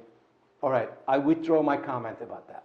Okay, we're not lowering the price, and it is what it is. The prices are $25 higher than what's proposed here, and I'm making a motion to approve the resolution Well, as I have additional amended. discussion, okay. We- I know, I have we additional to- questions. We have to have the motion and the second we- before discussion. We have to have the motion and the second. There could be other amendments. You can have the amendments, at the discussion you can mention about amendments. Okay, you can't just Why does amend this one things. amendment get a discussion or? Kurt, you've been mayor 3 years, deputy mayor 2 years. Yeah. Please, this I'm is the asking procedure. Albert. I'm asking Albert for clarification. here. Okay. And now, is there a motion to approve the resolution I believe you as just made the amended? motion. I'm sorry? I believe you made the motion. I'm waiting for a second. Yeah, I did actually. Any second? Nobody seconds it? I just have Well, a it was Kurt's question. idea, so- I just have a question about why we're not addressing other concerns at this point. Are we gonna, There is going to be Oh, discussion. and then we- After the motion, there will be a discussion. and So then we we'll will move consult. again? No. Well, if Here's how there's it works. additional Here's how it amendments- works. You make the motion, you need a second. The prior You get a resolution, we second. had a bunch of amendments, and we voted once on those amendments. Now we're voting individual amendments. This is my confusion. Okay. Right, Albert? If you... Sorry, the you know, look on you your just, face. you don't let But- me... Well, my concern is, if we have more amendments, then why don't we just throw all the amendments out there at one Like we time? just did with the other prior resolution. Okay. If we're going to change the way it's done, All right. And Any other amendments? possibly. I have a question on the whereas, third whereas. We talk about a minimum of 30 days. Minimum of 30 campers per week must sign up for the camp to be feasible. Can we just get clarification in terms of, is that per date? In other words, in July 8th, we get 35 campers. July 15th, we get 22. Is it across the board, or just that week is counted out? I think it was just take the week out, right? No, it has to be a minimum of 30 campers for all 6 weeks. Oh. So each week there has to be 30 campers that are registered. You can't have 1 week at 20. And just cancel that week. You couldn't just, I thought there were 2-week increments. Aren't there 2-week obligations? Because we have to Yes. hire staff. Yes, Okay. exactly. So you can't say you're off this week, or you're not, we don't need you this week, No. we need you next week. No. But do they sign up for 2-week increments? Yes, that's what we requested in the proposal. Right, that's what I thought. So 2-week increments, and all of the sessions have to have 30 campers per week. Yes, Yes. for each, for all Once 6 they pay, and we reach the go, no-go, as it were, Friday, May 24th, there will be no refunds. No.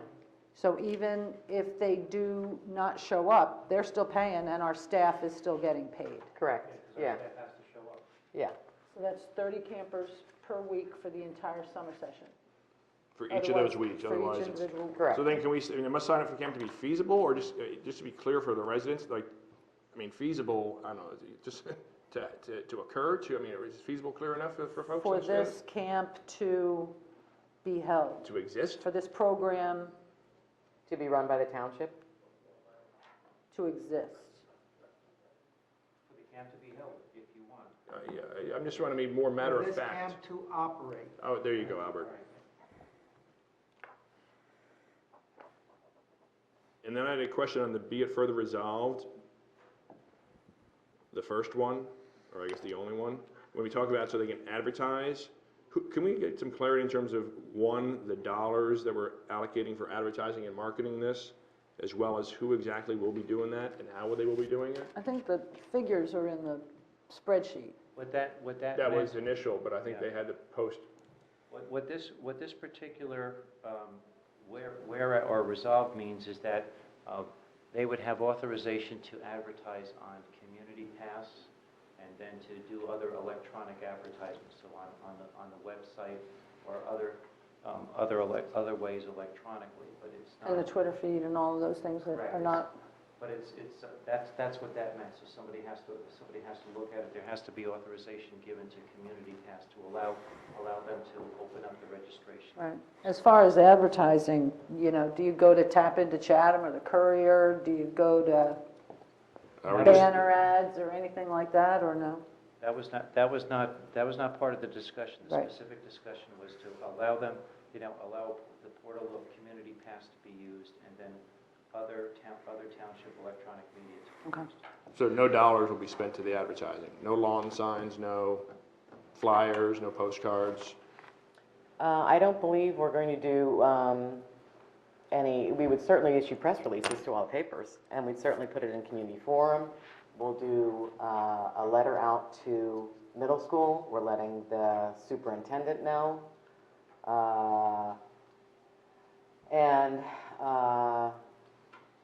I don't know if they were looking to do any lawn signs, but we thought that by both Lauren saying the number of requests that she's gotten, and the fact that I just heard that the school district is not running their camp this year. Why is that? I don't know. I just heard it.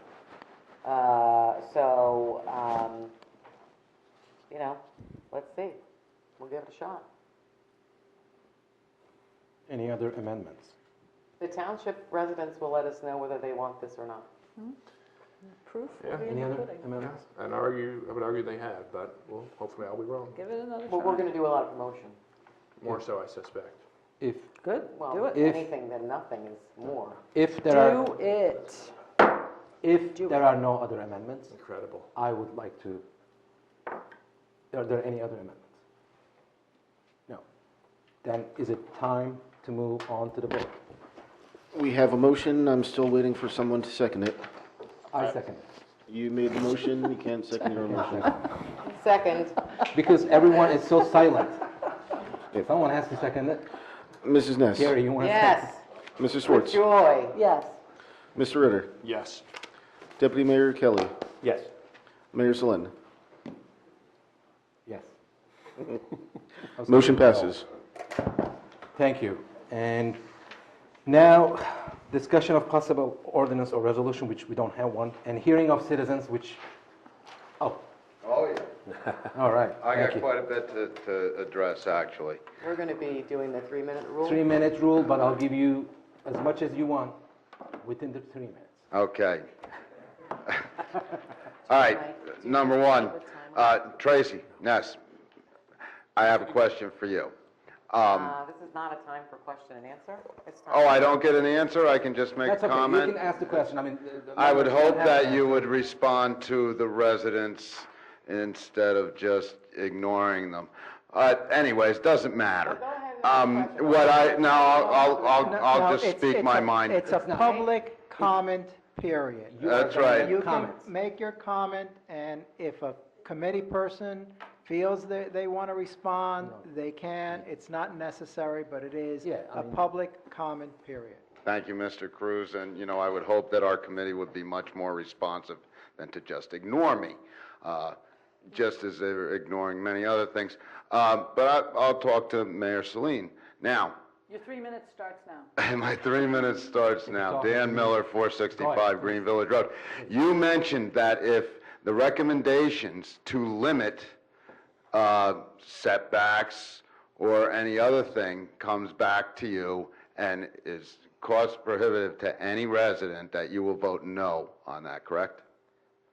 Well, you said that. Keep going. I'm going to keep going. It's All right, okay, but I by think it's on the its very nature, You know, and what I was going to ask Ms. Ness was, you know, I don't believe that they're going to tell me that on my little 60 by 100 lot, which I need to put a septic mound on, that they're going to tell me I can build bigger.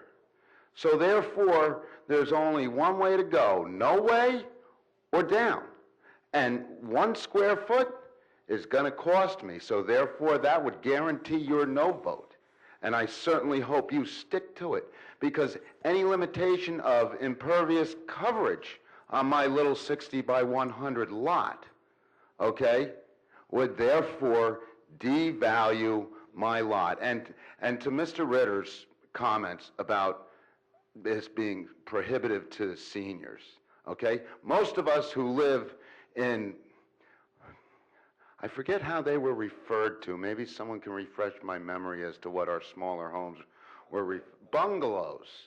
For those of us who live in bungalows, okay, in Green Village, you know, the poor folk, okay, the folk that don't live on top of the hill, those of us, you know, who don't, you know, in your perception have, okay, we've lived and we've been here a long time. My family, 200 years, generations. And yeah, a lot of the folks who live in those bungalows are older.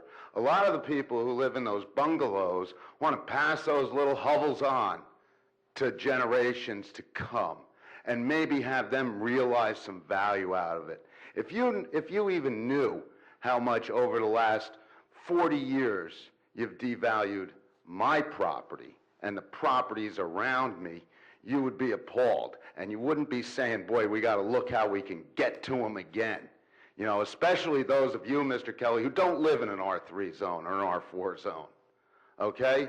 So it's quite upsetting to once again be looking down as, you know, here's Green Village, the little playground of the township. You know, I come in here, oh, here's Dan saying, geez, they're waking them up again because the bicycle riders are going down.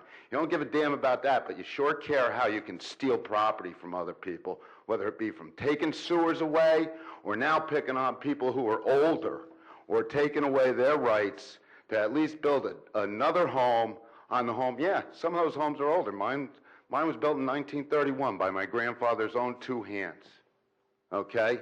And now you want to take away any value that he left behind for us. All right, that's wrong. And Mr. Saline, I hope you remember that when they increase or decrease any impervious coverage, or when they decreased 1 foot of side setbacks, I expect your no vote on that. Thank you. Thank you, By Mr. the end of the year, I suppose. Thank you, Mr. Miller. Anyone else? Yes, sorry. Mrs. Mott?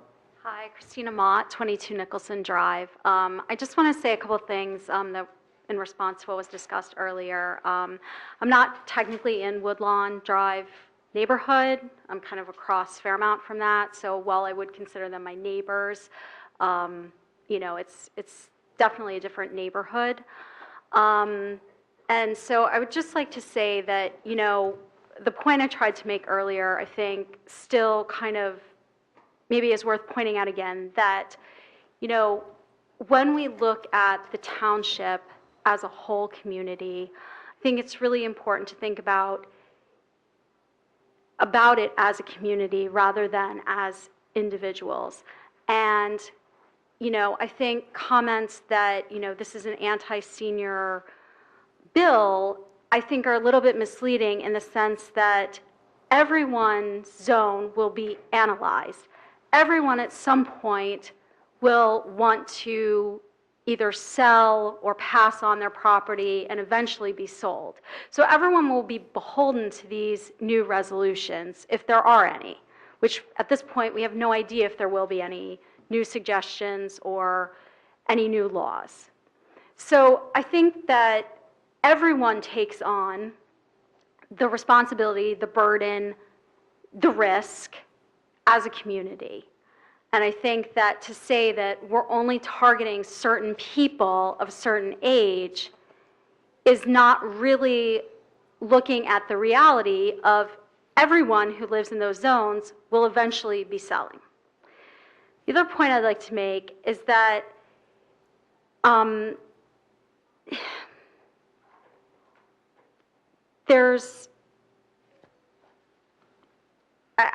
I think that it would be really great if we could take a step back and think about what we're saying to our neighbors and how we're saying it. And I think that